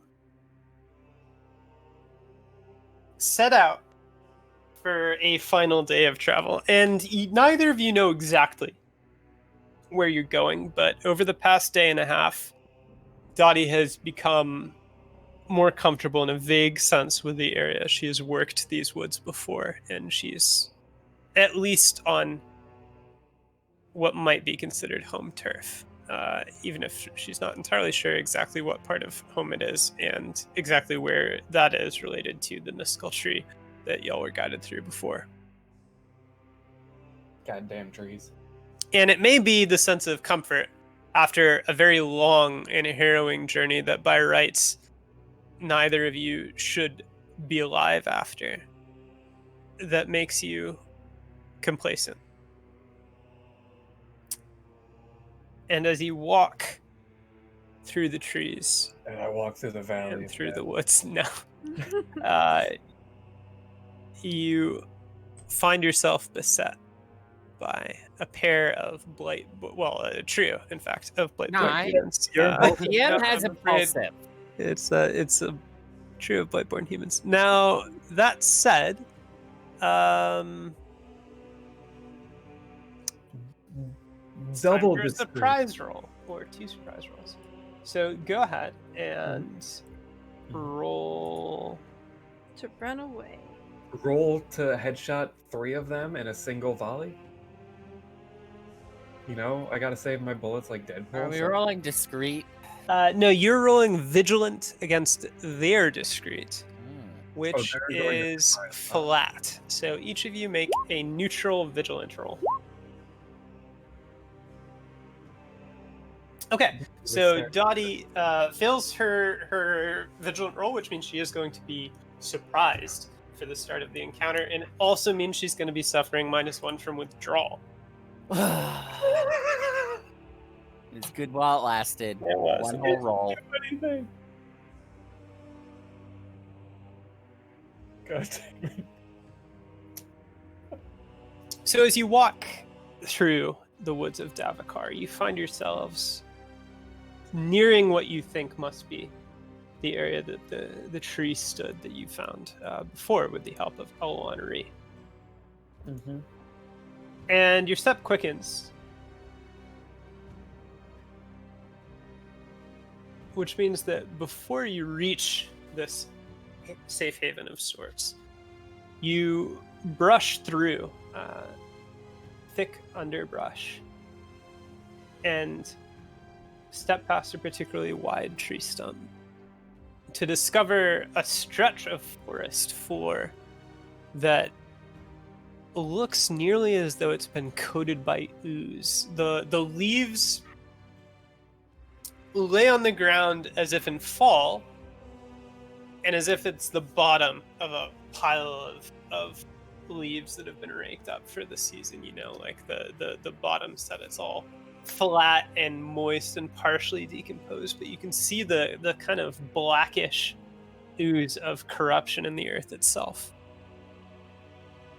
And that gives each of you pause, and Chorus is able to catch the sound of movement off to the right, though Dati is not, before this trio appear. And they stand as misshapen people, wearing leather and boasting claws and tree-like, bark-covered, thorny fingers, and a variety of other mutations. And they attack. So, time for turn order again. How come Kory can't surprise Because- them? Because I failed the discrete roll. Yeah, you surprising them is getting by free. Let's see, what is their quick? Their quick is 7. Okay. Alright.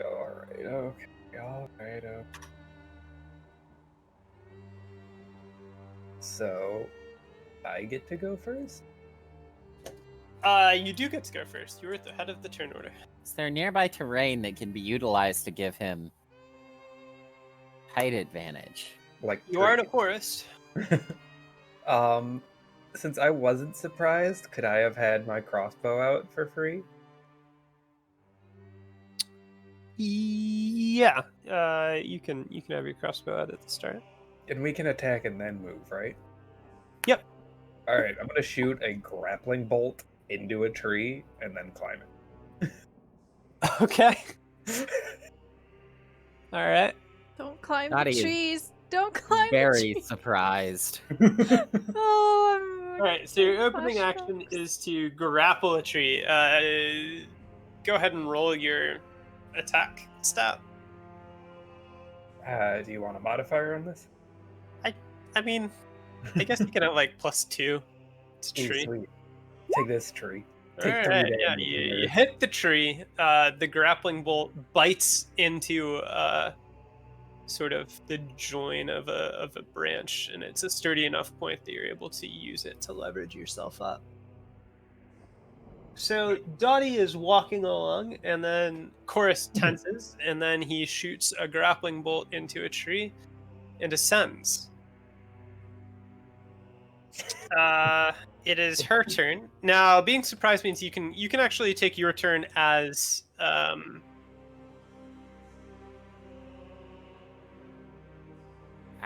normal, But but it means that one of the Blightborn is going to get a free attack on you at the start of their turn. okay. Dati moves and it doesn't happen. Pardon? That doesn't work. I said Oh. Dati moves and it doesn't happen. Yeah, optimistic. Dottie No. also climbs the tree and then Uh, just dies? Being aware of the Blightborn and roughly aware of their chances here, I think Dottie withdraws to the tree and gets out her beat stick and plans to defend the tree. Okay, so she's standing at the foot of Chorus's tree. Yes. Okay, sounds good. Yeah, this is my tree now. It's got my name on it.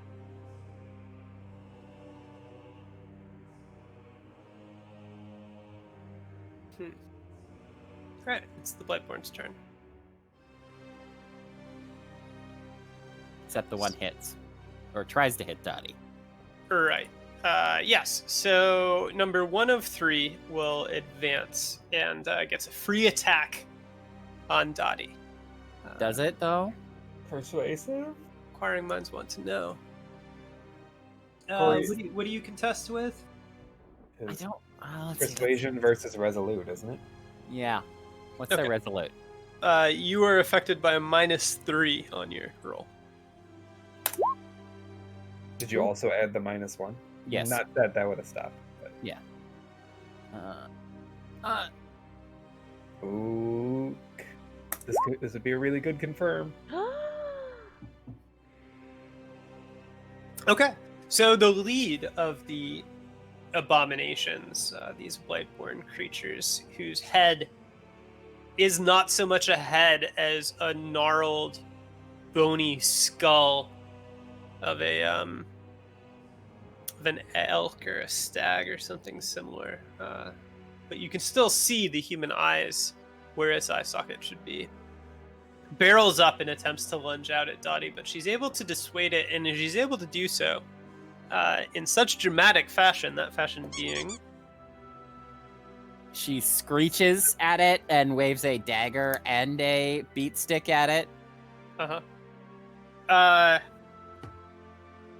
Is so persuasive, in fact, that it kind of decides that it doesn't want anything to do with her, period. Which means it will turn its attention to Chorus. And there's no chorus here, there's just a tree. to climb the tree.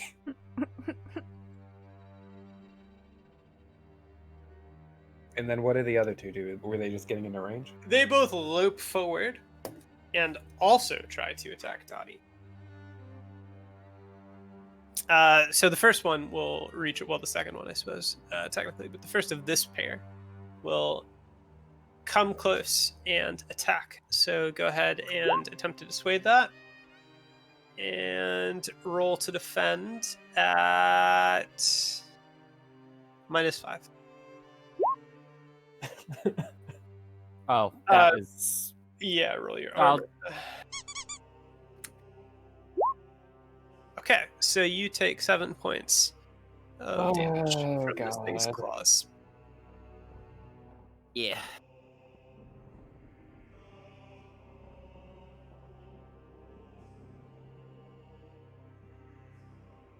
And thing 3 lopes forward. And as Dati is beset on one side, so too she is beset on the other. Go ahead and attempt to dissuade this thing from attacking. All right, you are able to. It glances at her as she kind of screams and performs her wild cries, and then it glances up at Chorus in the tree, and it will attempt to climb the tree with a quick test, I suppose. Wait, where's the other one's quick test? No, the other one's just been setting up to climb it. Oh, okay. This one does do it though. I was saying, there's a lot of people on this tree right now. And so it clambers up into the branches beside Chorus. It's already like eye level with me? No. It is like clawing its way up at basically your foot level right now. I was about to say, I don't even get a single shot on this thing. No, you certainly can. Wait. Sorry. Did the bolt break? What? Did the tree witch bolt. break? The tree No. bolt. It's a specialty bolt. It only breaks on 18 or plus. That's fine. It would have been really funny though if you shot a grappling gun into the tree and it just splintered. It's supposed to be on failures, like bad failures. Break. Yeah. Okay. And But sorry. Continue. also, Chorus would have pulled the rope up after him. Yeah. It No. looked I know. like Dati was No. not going to No. climb up. Yeah. I gotcha. Carry on. It is Chorus's turn. Okay. He's gonna trick archery, like straight at the thing's eyes that's directly below him. Okay. Do I have advantage on this? Yeah. Elevated? Mhm. So you are attacking at +11. Wow. Okay, but what matters is the damage. Uh-huh. So 3 + 4 + 1d4. Alright, does that do damage? I'm afraid not. Oh. God, what is with our damage rolls? I don't know, man. They have been real low tonight, let me tell you. So it's Chorus's turn. 4 points of armor. That was my turn. Yeah, that was Yeah, Chorus's turn. now it's Dotty's turn, It's Dotty's and Dotty takes a small moment to try and gather herself Okay. Just taking a nap. before she runs for her life. Okay. You will take 1 attack of opportunity in running. Yeah, I know. You, -5? yeah. Okay.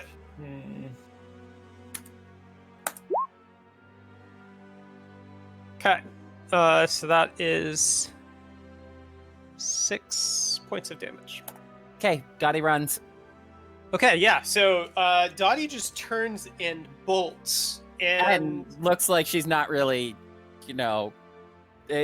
on a scale of like, say, 0 to 14, with 0 being you just fall onto the ground, Dottie is a solid 1 tops. Right, yeah. So But, as like, she turns and bolts, the Blightborn that's still facing her and not attempting to climb the tree lashes out and opens just a series of furrows, like 3 bloody lines from shoulder to hip across the back. But it isn't enough to bring her down immediately. And after that painful blow, she is out of reach and running for her life. Alright, so now 2 of them potentially get to climb the tree, and 1 is probably gonna swipe at me. Yep. 2 to 3 of them. Well, I mean, it would take the full thing to get all the way up there, right? Yeah. So, what is my defense against the 1? Well, your defense against the 1 is going to be -5.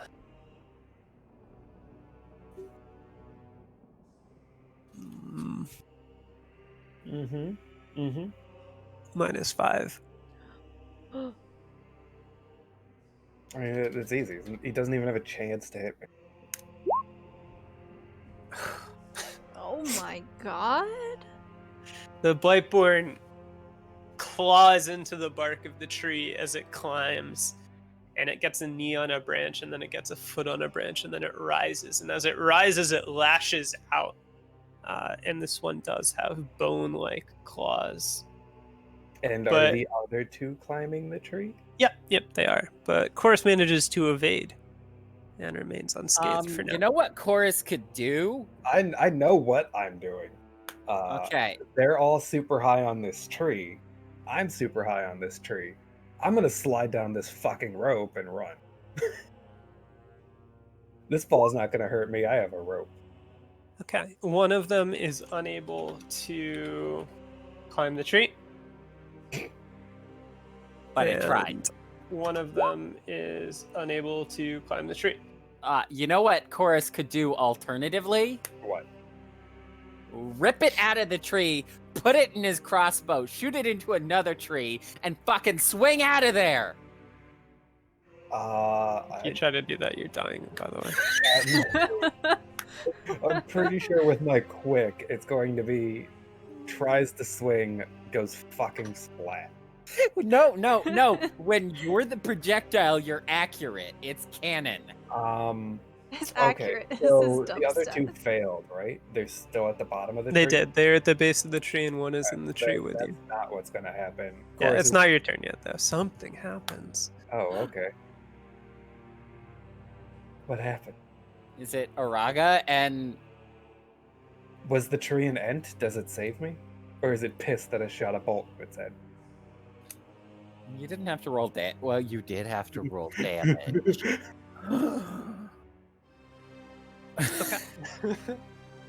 That would be really funny. Would it be really I'm writing this down furiously. Yeah, ants! No one has thought of this before. All of a sudden, necromage. A necromage arrives. This is when the villain of the series turns over to the good guy's side. The necromage makes them all run in terror. Oh, you have an arch enemy, don't you? Oh shit. He doesn't need that. We haven't heard anything about his arch enemy. Wink. Wink. Yeah, so hang on, I need to actually just save this real quick, don't I? This is how the party gets split in 3 different ways. Yeah, for real though, right? So as this fight goes on, the dispute does draw the attention of things nearby. And one such thing. The what? The Kataran never stopped Oh, the chasing. Kataran has been following you this whole time. No. It arrives with a bit of grotto hanging out of its mouth. No, Grotto was alive. They became best friends, Snake and Bear. And together they take out the Blightborn. Instead of that, a figure, which has apparently been observing for an amount of time during the fight. Although, I mean, the fight hasn't been going on for very long, so... Fight is not a long. word, by the way. Slips forward. Yeah, the slaughter in slow motion. And probably unseen right now with all that's going on, so I won't bother describing them in much detail right now. But they Hold on. do Alright. I didn't see him. a thing. So I need to roll. Oh Okay, so it's just flat because it's +3 -3. Oh, Did they fail? yes, they did. They did. So All right, nothing can stop nothing Blightborn. really happened. So since I didn't see them, no clue anything has happened. Yeah, Or no, not you don't happened. know that anything. You could be under attack or be being helped right now. You got Alright. no clue. So as it's now Chorus's turn. Yep. And two of them have failed to get up, which makes the ground still dangerous. Mhm. He is going to attempt to ram the one that's up here off of the tree. Okay. How? With a strong test, I hope. Okay. With a boop. He's just trying to shove him off the tree branch. A very Oh, man. serious boop. If Yeah. only you had a hammerhead bolt. Go ahead and roll strong -1. -1, it's a 50-50. And then bowling ball style, it crashes into the other ones, and they're all And prone then I and don't have swing away on my grappling actions. rope. Okay. So you do manage to connect with this thing as it's attempting to climb up. That means it isn't necessarily the most stable. And Chorus just abruptly plants both feet on its chest and heaves.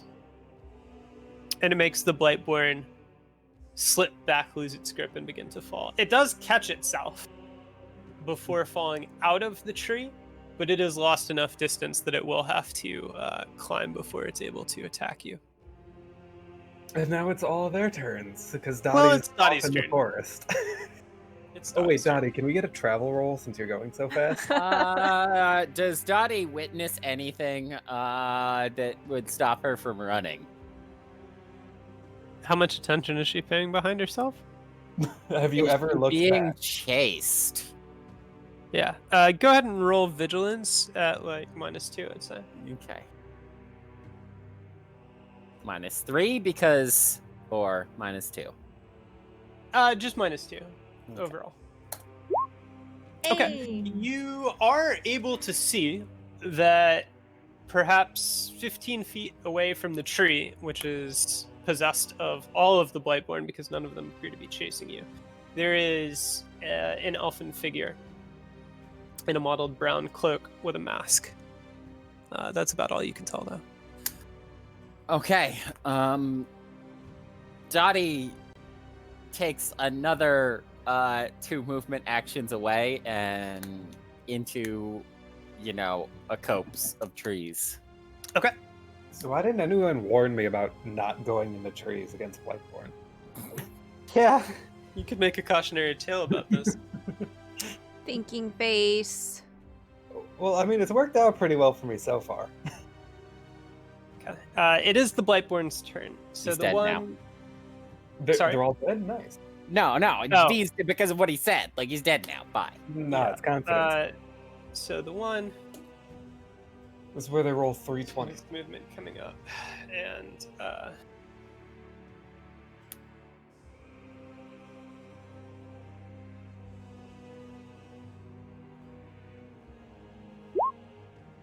okay. So the one in the tree comes up. It manages to clamber abreast of Chorus, and it will attack him. Go ahead and roll to defend at -5. I think because I'm so stylish, it should be +5.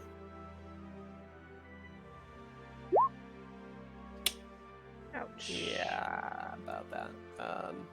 It's a good thing we know Blightborn only do 3 damage. You take I 7 did damage, 9. actually, as it happens. Alright, that's my pain threshold. Okay, you fall out of the tree.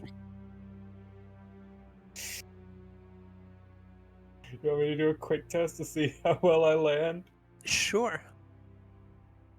But what if I was holding onto a rope?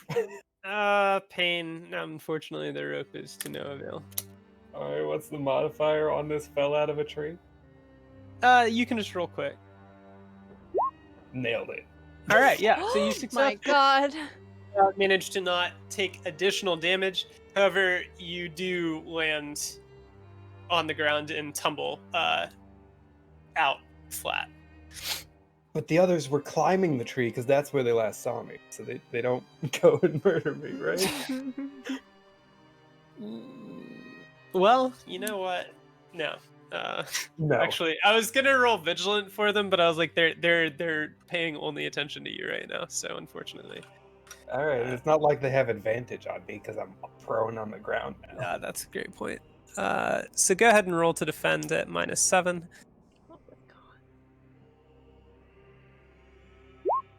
Oh my Oh god. my god. What a V thing! My god. You know you just jinxed him by saying that out loud. Chorus is on the ground, blinded by pain, manages to avoid taking extra damage from the fall, writhes in agony, and just in so doing misses the claws that would have sheared through his neck. And then another one attacks. Roll at -7. This one should have disadvantage just because of how impressed. I am impressed. I am impressed. Oh my god. Of course. Of course. Why would you get hit by that? Right? Oh my goodness gracious. Wait, That's really good. Was this supposed to be hard? Is this supposed to be Wow, hard? you are just tempting the fates, man. There was no elf. Never mind. It wasn't there. You Or weren't it's seeing it. yeah, you're fine. Just walk away. Who knows?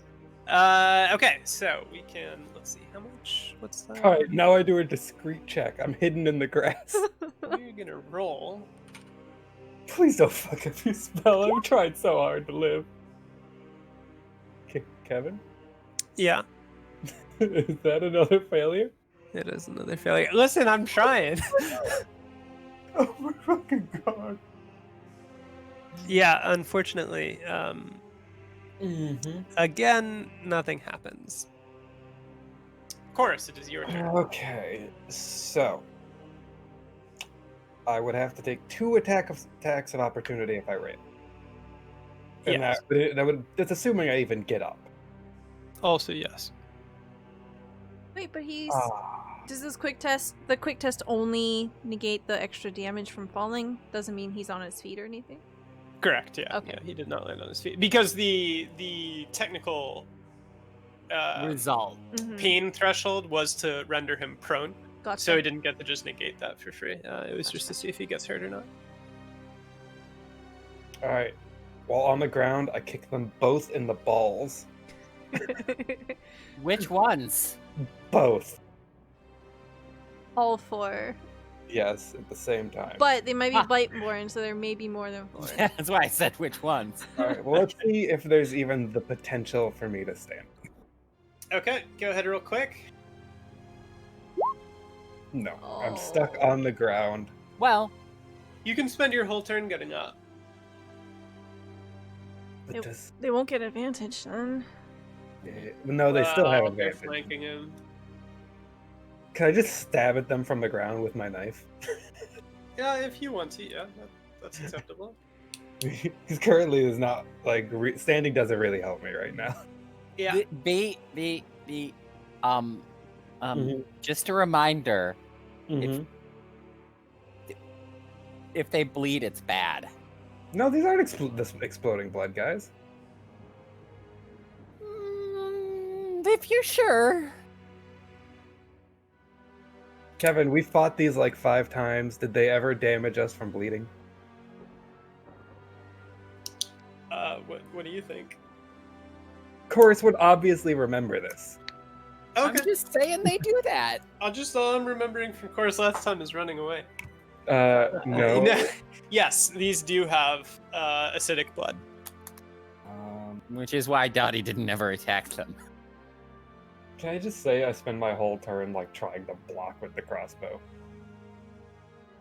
So you want to stay prone and spend your whole turn kind of using the crossbow as an like a rudimentary Improvised shield? Yes. Sure. Because like he's surrounded, he's not really able to get up, so he's just trying to block what he can. You can negate the -2 from being flanked and being prone and such if you do that. All right, that is what he will do. Okay. Dottie. So how's the elf? You can see very little. Okay. I can't believe They Jane got appear rid of my intent, weapon. but also nothing seems to be happening. So Dottie stays where she is, crouched down in a copse of trees, and watches for now. okay, it is the Blightborn's turn. So the Blightborn in the tree jumps out of the tree.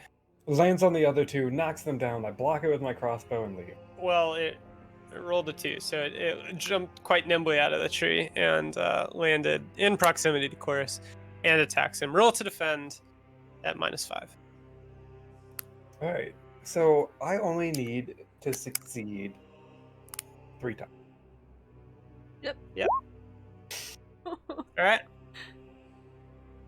Vigilant is your defense stat? Yes, it would have been -2 because of impede, though. So it would have tied exactly. Okay. Why don't you just roll the armor?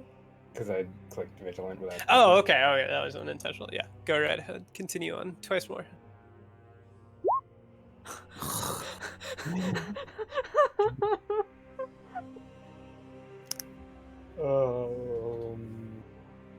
YOLO? Yes, you do. Oh my god. Okay, you take. How much? 9 Yeah. minus 3. You 6. take 6 points of damage. Well, that ties with my pain threshold, and also I'm unconscious. Okay. Well, You're proner. yeah. Silver lining. It doesn't use the free attack on you because you're already unconscious. Well, I blocked a lot of goddamn hit. Yeah, so Dottie, hunkered down behind the brush, basically watches as 3 feral, bestial, once men hack and claw at Chorus, and you can really only see a flash of crossbow here and there. As Is the foot still attached? it is still attached, yes. Okay. As he somewhat frantically attempts to block, but even at the Eventually falls distance, still. you can hear the sounds change from, impacts on wood to impacts on flesh, and a few screams and jerks, and then it's clear he's unconscious, although maybe they don't stop right away because they are. But that was their last action. That was their last action, which means. Please, God, which Kory. means. All right, here we go. That's a success. Something happens. He walks away. Yes. So the 3 abominations are hacking down into Chorus's unconscious body, rending armor and flesh with nothing to stop them. But one of them, the first one that had charged, suddenly stops and it jerks. Oops, sorry. I tried to Jerk your head? jerk my head and then jerk the whole desk around. And it spasms in a very odd fashion. And Dati can see that, but nothing else happens immediately, as far as you can tell. Okay, but look. Uh-huh. So, I may be down, but I'm not out. You know, since Dotty's still here, we don't just fade to black. I could roll a 1, get up, and then keep blocking. Correct. We do not fade to black. You are, it is Chorus's turn. So go ahead and roll 1d20. I mean, what are the odds after all that I roll a 20 and die? Well, you're 1/3 of the way there. You just had to set it up for you. Yeah. Technically, he's 1/3 of the way from not having to roll a 20 to die. No, True, that just true, means true. I still have 1 more chance to fuck up before I roll a 1. Potentially. Dottie continues crouching where she is. Yep. Because nothing has approached her direction. Mm-hmm. Okay, it is the Blightborn's turn. Now, the one that stopped kind of flexes its fingers and twists one way and twists the other as the other 2 continue to hack down into Chorus and bring him that much closer to death. And then, suddenly, the one acting strangely lunges forward and attempts to disembowel the one, its closest neighbor. Is it me? It's not Chorus. No, you're not a neighbor. Okay, so what on earth is this roll going to be? Oh my god, it's going to be freaking massive. I yeah. have a question about taking damage. Mm-hmm. As long as they're in melee, now this is of course only going to end up with a no. Can they get stuck in a recursive damaging loop where they keep spraying acid on each other? Oh. Well, no, because No. the acid's not a slash That is attack. kind of funny though. Wait, I need Kevin to finish his previous Okay, sentence. sorry.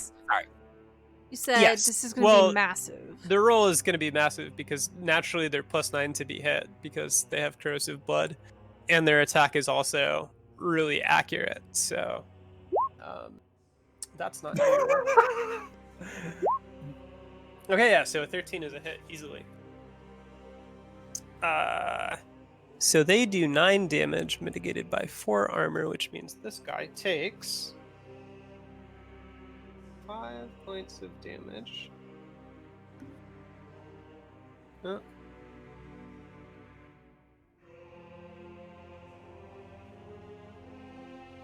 Yeah, so the lead abomination, which is now turned upon its companions, claws deeply into its fellow. And it does an awful lot of damage.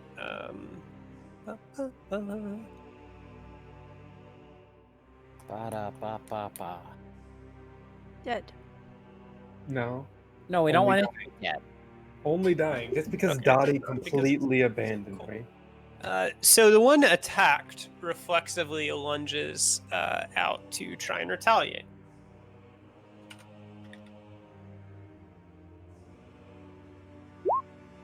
Which is also a hit. So that is going to do. And they both decapitate each other, and the third one learns a valuable And there is lesson a- and becomes a farmer. Gratuitous amount of blood just going everywhere. right now. I have a question I shouldn't ask. No, you do not get sprayed by corrosive blood when you're unconscious. What? Chorus has a lot of familiarity with flesh dissolving liquids, and or potentially not liquids. Yeah, so they're covered in acidic blood as they're brawling out with each other. The one that was still focused on Chorus has now noticed the fight and is staring in utter confusion at what's going on, but it has not yet joined the melee. And the elf lunges forward now that the fight has broken out between them and reaches out to plant a hand against the back of the abomination that is fighting closest to her. So that is going to be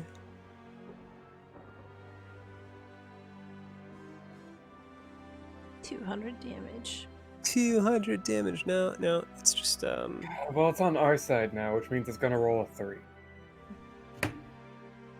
well, no, she's rolling. It's an action that the elf is taking. Right, but she's on our side, so she's Oh. gonna roll 3 damage. Okay, it's not a. Well, I guess that is a crit, actually. Yeah, to roll her damage twice. Yeah, it's not an attack down. Well, whatever it did was very good. Yeah, so That's she what it presses her palm against the back of this creature, and the creature begins writhing even more than it was when it was attacked by the other abomination. And this turn, take.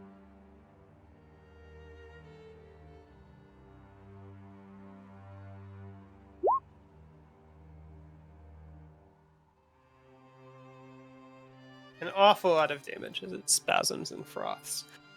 Is that actually enough to kill it? Yeah, that's absolutely enough to kill it. It's dead. So one of them kind of falls in a writhing mass, spasming and clutching at its stomach, its back. It's kind of gross as it goes down. I wouldn't know. And it's Chorus's turn. Roll a death save. Okay, Kevin, can you close your eyes for a moment? No. You don't want to do that again? 2/3 of the way there. You're fine. Dati. Dati, seeing that things are turning, starts running back in. Okay, Well, I think Frank- you're 3 moves away. Yeah. Yeah, we'll go with that. Is it more than 3 moves away? I don't know. I've literally lost count. Could be 4, could be 3, could be 5. I don't know. We'll say Well- 3. Yeah, Dottie ran away. And then hit, yeah. I guess it actually probably is 4, but whatever. We said 3 and we're going with 3. It is the Blightborn's turn. So the one Blightborn that had turned on the other now turns upon the other, since the original other is dead.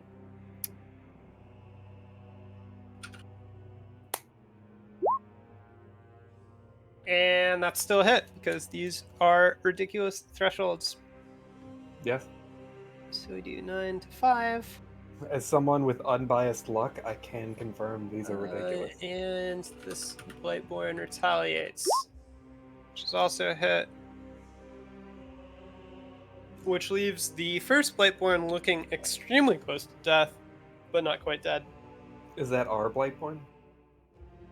Yeah. Or If at least, if you want to put it that or way. at least the anti-Blightborn Blightborn? The anti-Blightborn, yeah. So it is the elf's turn, who lunges forward to attack, drawing a sword. There's a lot of lunging going on. There's a lot of lunging going on. Solid hit.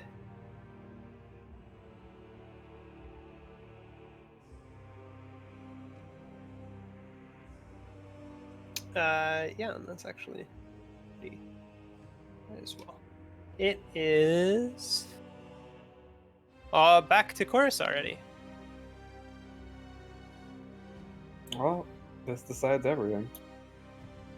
I've stalled as long as I possibly could. There is no world where this could have been longer. Are you ready? with bated breath. Oh.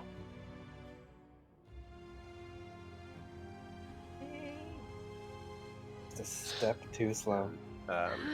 Yeah, absolutely covered in cuts and gashes and rents and missing flesh. And acidic blood as this brawl erupts basically right on top of his body. Chorus expires.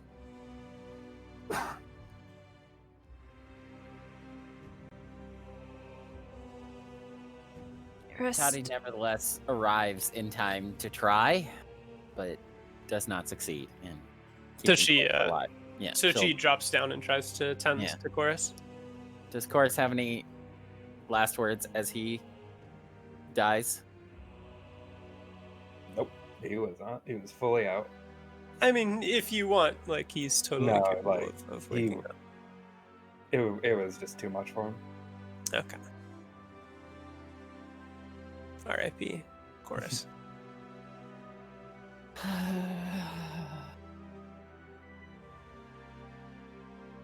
And one Biteborn attacks the other and fells it. And stands there obligingly while the elf puts a sword through its throat.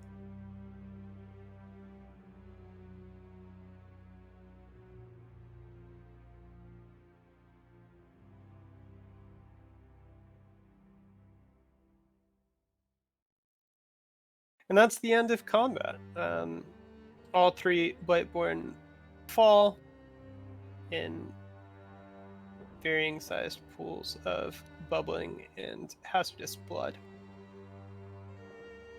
The last kind of sliding free from the elf's sword and leaving it painted with the corrosive substance as Dati is kind of cradling / trying to push herbal cures into Chorus. But soon realizes that it is too late.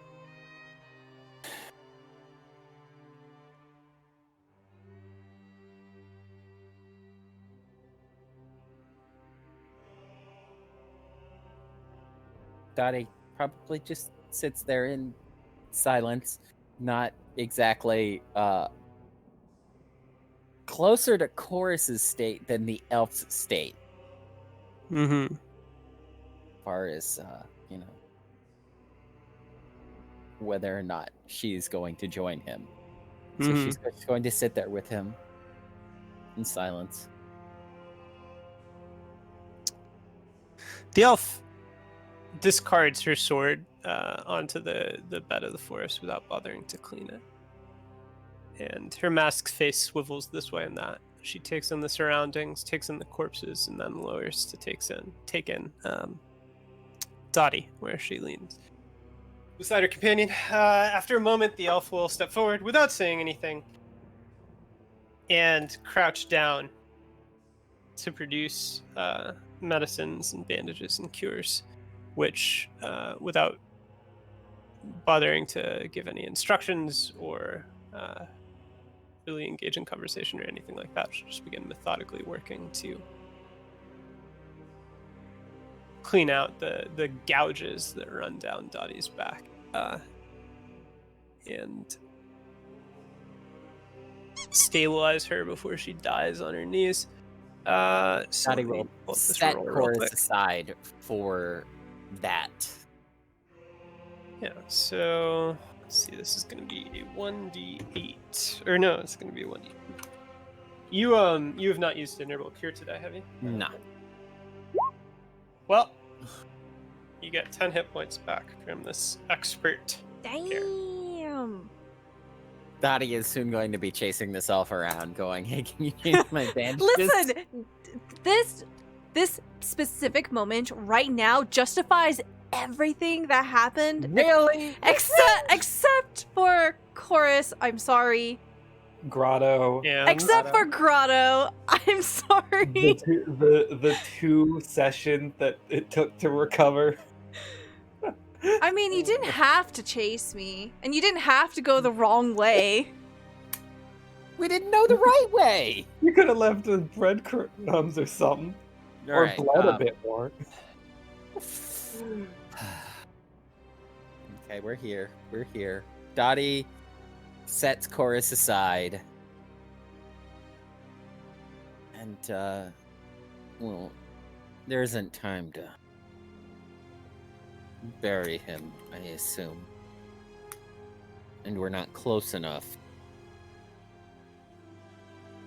to bring him with us, are we?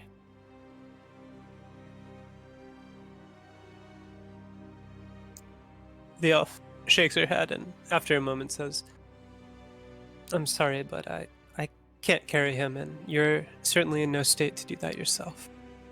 Just rest him against this tree. The tree he basically died in. Mm-hmm. Dati will drag Chorus up, sit him up against the tree, and put his nice, now not nice, crossbow in his lap. Completely chunked and ripped to shreds. Yeah, it is battered. The haft of the stock is hardly even there anymore, and the gut, the sinew that once allowed it to function, has been absolutely torn into And even if it's not the little truth, pieces. even if it's not the truth, I Mhm. think Dati will take the elf sword and go and put it in Chorus's hand. Because it's closer to the truth than not. Assuming Yeah. she's not reclaiming it. You know? The elf will kind of help settle Chorus in the way that Dottie's obviously trying to accomplish, and excuse me, her head cants aside to observe the act that Dati pulls with the sword, but she doesn't do anything to reclaim it. It seems she's fine with that arrangement.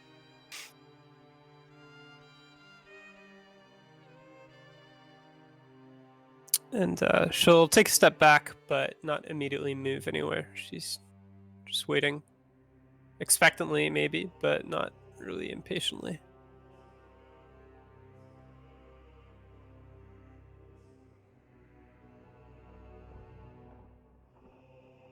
He got me back.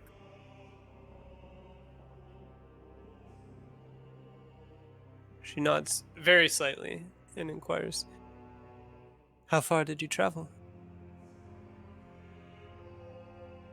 He said it would have been 8 days travel straight here through Dark Davokar.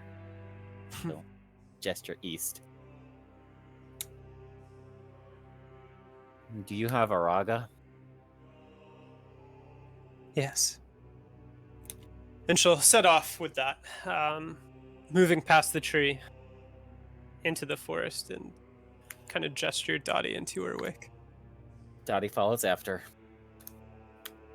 And they begin setting off into the forest. Earlier,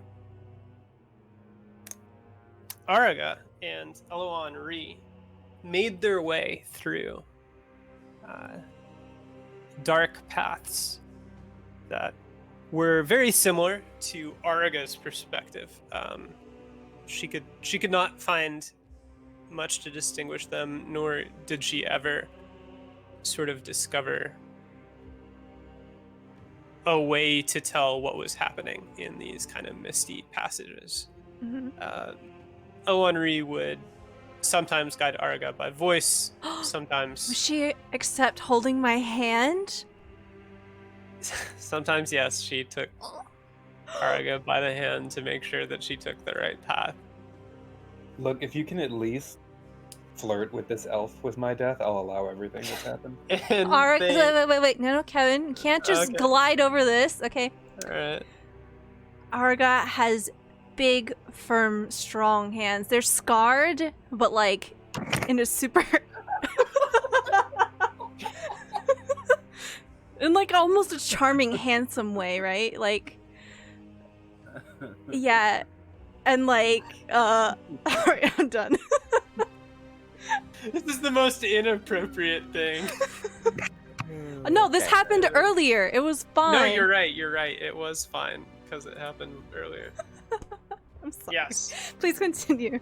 Elonri's hands are far more slender. Uh-huh. Wait, Because let me grab my she in pen. general is far more slender, but they're sinewy and they're strong and very Strong. business-like. Oh my goodness. Strong, sweet Okay, hands. all right. They keep going. They keep going. There was lore you were gonna hear. You don't get to hear it anymore because you were focusing on give the me hands. the lore. I need the lore. Listen, I've been sitting here quietly for 3 hours. Give me lore. Yeah, no, you're right. Yeah. So the passages are connected in a way that is obviously unnatural, and they don't lead directly back to this, tree haven that you had approached one very long time ago. Ilonri is not impatient, but certainly not accommodating, as she guides Arga from shadows to what looks to be a lit, untouched room, pristine, of white marble like it's from another age. Still has fine paintings against the walls, done in an art style that's utterly unfamiliar to you and depicting a scene of people that don't even look to be truly human, but you're only allowed a moment's glance before you're in another passage. And then you're out in the midst of a clearing of forest, but all the trees are pure white without any color to them whatsoever. Ooh. That means Then they're you're in... That's what? I said that. they're just birch trees. Oh dear. And then you're in the shadows in the mist again. And this goes on for a stretch of time that you can't come to grips with. You don't know how long it has been by the time you finally step down a set of stairs and are once again in the long cafeteria-esque hall where Elonri had left you ages ago. And you went kind of to settle in, but when Elonri discovers that your companions are not here, in fact, she lets out a vexed noise and then says something along the lines of, well, it's no surprise that they weren't content to sit here and all the time it took to bring you back. She doesn't quite make it a judgmental statement, but she does kind of glance over at Arga in a way. Arga looks so muscular and adequate. Yeah, adequate. Holding this giant monster head while also holding an elf's hand, and her hand doesn't even get sweaty. Does she look chastened at all? Yeah, okay. Her eyes kind of flick down, and she looks around despite knowing that they're not here. Mm-hmm. Something of a search in her eyes, and she finally, after what felt like forever, lets go of Elonri's hand and says, well, perhaps it might be easier to find them. Maybe they did not go as far. Shut up, Kory. She considers Arga for a few seconds. And you can see Arga looks kind of hopeful. Also kind of doubtful. She smiles awkwardly. Wait here a moment, she says, and she'll stride down one of the corridors leading out of the cafeteria-esque hall. She returns about 5 minutes later and says, I'm able to detect whether they are in the area or not, and at the moment they aren't. We'll wait here, and if I do not sense them within a day or two, I'll see about fetching them. But for now, and she kind of pins Argo with a very intent look. Oh. Says, you are to rest, and you are not to leave. And also no flirting. She adds. I thought you were going to say she pins Arga to the wall. Arga says, "Your wish is my command." It had better be. Man, you could cut this sexual tension with a knife. Could you really? Kevin, So a can day- you a please day- not a day- load your statements so sexually A charged? day passes. I'm so uncomfortable. And in after a few hours, maybe midday, early midday or something, Eloanri will kind of straighten abruptly, and she'll reach out to where her cloak and her mask lay stacked up at the side of one of the tables, and she'll slip the mask on and slip the cloak over her shoulders. And then she'll say, I'm going to fetch them. I can sense that they're somewhat close now. Mhm. She takes a step, just one step for the door, and then she turns. Well, not the door, the stairs. And then she turns back towards Araga and points a finger very firmly in her direction and says, if you are not here when I return, the next time I find you, I am going to cut your hamstrings. You see Arga kind of like put her hands up in like a, yeah, I'm not doing anything. And then she sits her butt down and she begins unlacing her boots and pulling them off. I will make myself comfortable. Good. And she turns and she lopes up the stairs, and a moment later is completely gone from sight. And so Eloanri travels several hours away to follow and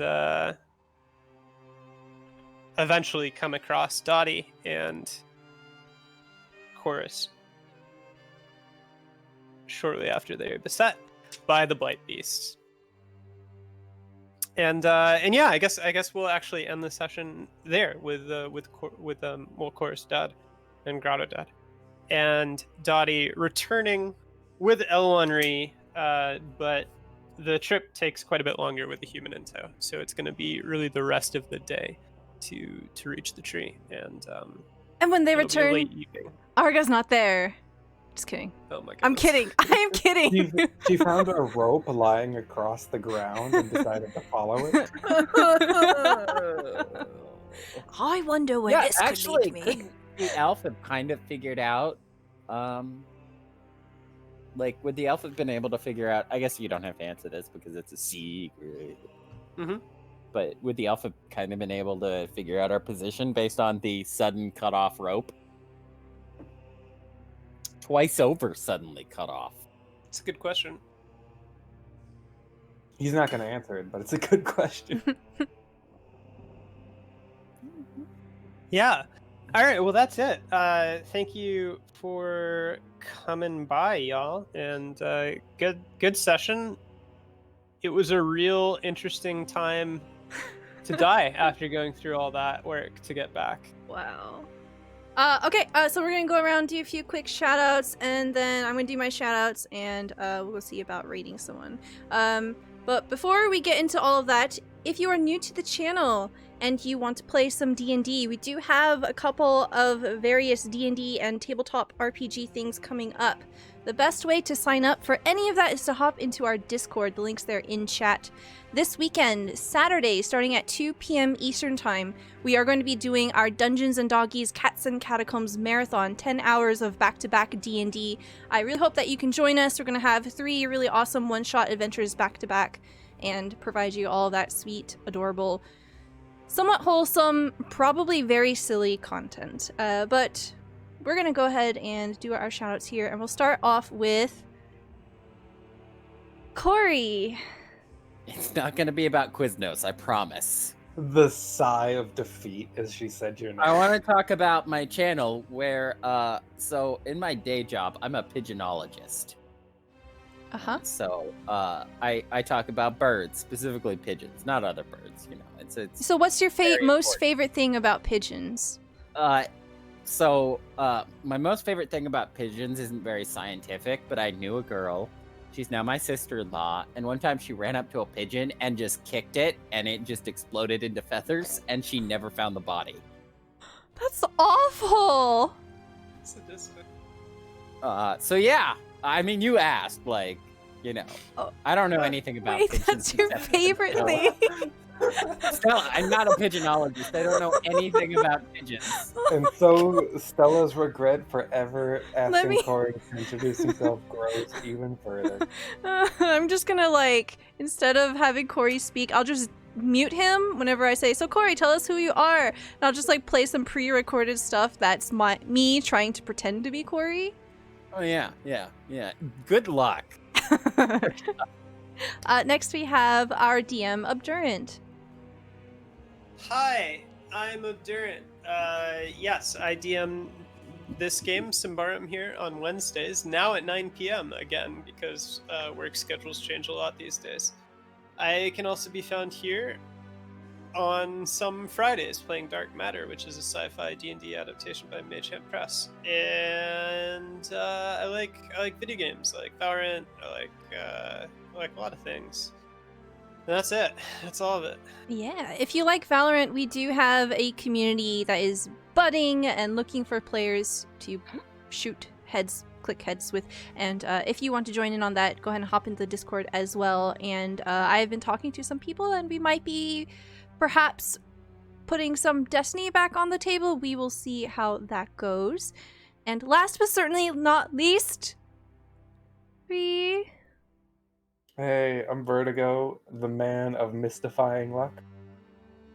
I am a variety Twitch streamer who throughout the week, whenever I get the chance, I'll play whatever games I feel like at the time. On Mondays, Stella and I turn everything into a dating sim. And then on Wednesdays, Stella turns everything into a dating sim. But also people die. Listen, if I ask the question, DM, is this NPC hot? And he says yes. I'm just going to, you know, Stella, take that into would the factor. answer no have changed anything? Maybe. And that's it. That's Smiley me. face. Are you okay? Do you have any last final things to say of Chorus? He was hard to kill. Yes, he was. Dang. Hi, I'm Stella Luna. Welcome, welcome. If you're new to the channel and you smiled, had a laugh, enjoyed the content you saw here, please consider giving us a follow. That way you get notifications for when we go live. We are playing Symbaroum back at its regular time, so that starts at 9 p.m. Eastern Time on Wednesdays. And I hope to see y'all back here next week. I'm going to do my final shoutouts, and we're going to go find someone to raid. But for our cast here, have a wonderful night, and goodbye! Goodbye. He